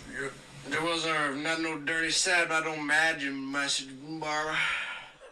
A sick, twisted boy. It sounds less scary at like this, but imagine you're just in a dead sleep. In a dead sleep. And the first time it happened, I thought someone was like getting hurt on the butt. Like getting stabbed. Stabbed. Because he's like, oh no, my God, no. We should do an exorcism. He says deeper. He does say deeper. Yeah. Deeper. No. What's the other one he says? The one where he's like, Daddy. no, Dad, no, Daddy, No, no, Daddy, no. No, Daddy. Yes, Dad. Then yes, Dad. We keep telling him, you got to go to therapy. And he goes, nothing happened to me. And I said, something happened. He says, doctor Something said my happened. brain not good. What? He said, the doctor said my brain's not good. Yeah. Well, the doctor's right. But you only have night terrors like that if something happened, no? No, that's what his doctor said. His brain's it could be that nothing happened to him and his brain's just. I doubt I it. don't know. I think something happened. I think Something the doctor happened. did it. I think Maybe the doctor good did. trick. Yeah. Nothing happened to you, right? Right? Take this Klonopin. But it's every morning. I'm not kidding you. You think he got possessed? Yeah, I think maybe we should do an exorcism on him. Would love to do I think that. that's what it is. We got to find a guy. San Antonio. Right. San Antonio, maybe we'll exorcise the demons. Where is Carlos in all of this? Can I say something? Please. I'm going to die. No, I'm going to die. And I realize it's not the breath. But Carlos, despite his smell, is so confident. Number one, I realize I'm not a scientist. Yeah. Right? I'm not. And I'm not also a PI of any kind. Yeah. Right? And I'm not an analyst. Correct. True. Right. So, but I've done some deductions. You're able to deduce. It's not his breath. So can I just say that? What is it? It's him. What do you mean? It's his. Like his armpits? His essence. His skin? Let me just make a point, okay? Oh, please. He's not here to defend himself. It's fine. I'm going to get him on the phone. Yeah. Okay. Because he needs to defend himself for this to be fair. Yeah, right. So if you cut him open and you smelled his inside, I know. Do you remember in Star Wars the Tauntauns? No. Do you remember the Tauntauns? You're saying he's rotten to the core. Yes. Carlos. Yo, what's up, man? Hey, man, you're on the podcast right now, and I felt it was only fair if you were able to defend yourself because Bobby's just bringing up something that he feels about you, and I just want I love you. First of all, I love you. I think you're doing a great job on the tour. Thank you, Bobby. And I think that you and I have bonded. I agree. Good. Yes. So that being said, go ahead. Go ahead, Carlos. Or go ahead. I mean, Bobby. What do you mean, me go ahead? All I was saying, I don't think you have bad breath. Am I in trouble? No, I don't think you have bad breath. Oh, thank you, Bobby. Yeah. So that was just a joke you were doing. No, it's not a joke. I think I've deduced it down to what the problem is. Okay, what's the problem? It's just your core smells. My core. That's where it comes from, my breath? No, it's not just your breath. It's everything. Your essence. Your essence. He thinks. Was that fancy? Yeah. Yeah. He think like the Tauntauns from Empire Strikes Back. Yeah. He thinks that's you. I think his line. Projection. No, I think Han Solo's line. I thought they smelled bad on the inside, or on the outside. Yeah, I thought they smelled. I think it comes from your insides. What do you think, buddy? You know, I think I take good care of myself and I eat well, and all I do bad is jewel and smoke pot, so my inside shouldn't smell that bad. Okay. Fair point. And I think Bobby is making more of an energy joke about me, like, oh, I'm a dark, dirty person or something. Oh. But I don't think bisexuality or searching things at night should be considered dirty. Okay. So it's like a psychological thing with Bobby. Right. So maybe you don't smell to anybody else. They're but talking Bobby. about a dumpster. Whoa. It's like a sniper A little shot. too hot there. Can I tell you? Yeah. I can't wait to get away from this guy again. Yeah. No, he was talking about a dumpster. He wants to know. Talking about a dumpster. Fancy is referencing the girl that you made out with against a dumpster in Nashville. Oh yeah. She's cute. You care? She was without the E. She was good looking. Yeah, You Olivia. She liked my picture today on Instagram. So we thank you. follow each other now. But I miss y'all. We miss you too, buddy. How's Texas? It's great, but like today I posted a picture of Macone, and it made me, start to miss the tour. And I want you to know that Bobby did text me today, unprompted, a link to Instagram. And I think he misses me too. Aww. Did you? Dude, when I send you fucking shit on Instagram, dude, you do not talk about it out loud, okay? What was it? No, I'm not gonna. Do not say it. What was it? I'm not going to.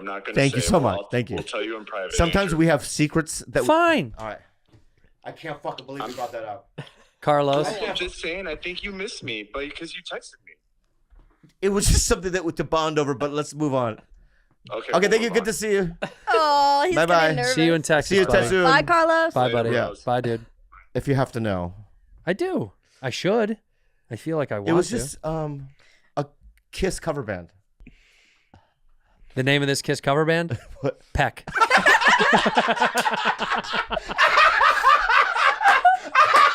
That's so funny, dude. But like a fumble, like a fumble. The moment I saw it, I thought Peck. Peck. Yeah. So good. But can I tell you what he sent me after that? Then what? It's insane. So they just start sending me these. Oh my god. Yeah, which is insane. Insane. It's insane. All right, let me say this. We're so happy to be continuing the tour. Also, for people that stuck around this late in the episode, you're in for a treat. We are going to be doing some dates in the fall. I can't tell you where. I can give you some hints. Big cities. Let me give you some hints. Yeah. And I'll give you another one. Ooh, I think I know. And I'll give you another one. There's poop everywhere. Yeah. And I'll give you another. Yeah. That's enough. Thank you so much, you guys. Please come see us. We're going to be adding dates and adding cities as we go. Also, we know we had to skip Virginia because it was out of our fucking control. We're sorry about that. Sorry. I'm Somebody sorry. got sick. We're trying to make that up, but it was out of our control what happened. I'm so sorry. It's a huge bummer. I'm sorry. But we're trying to make up everything we can as we go. And we love you. And most importantly, thank you for being a bad friend.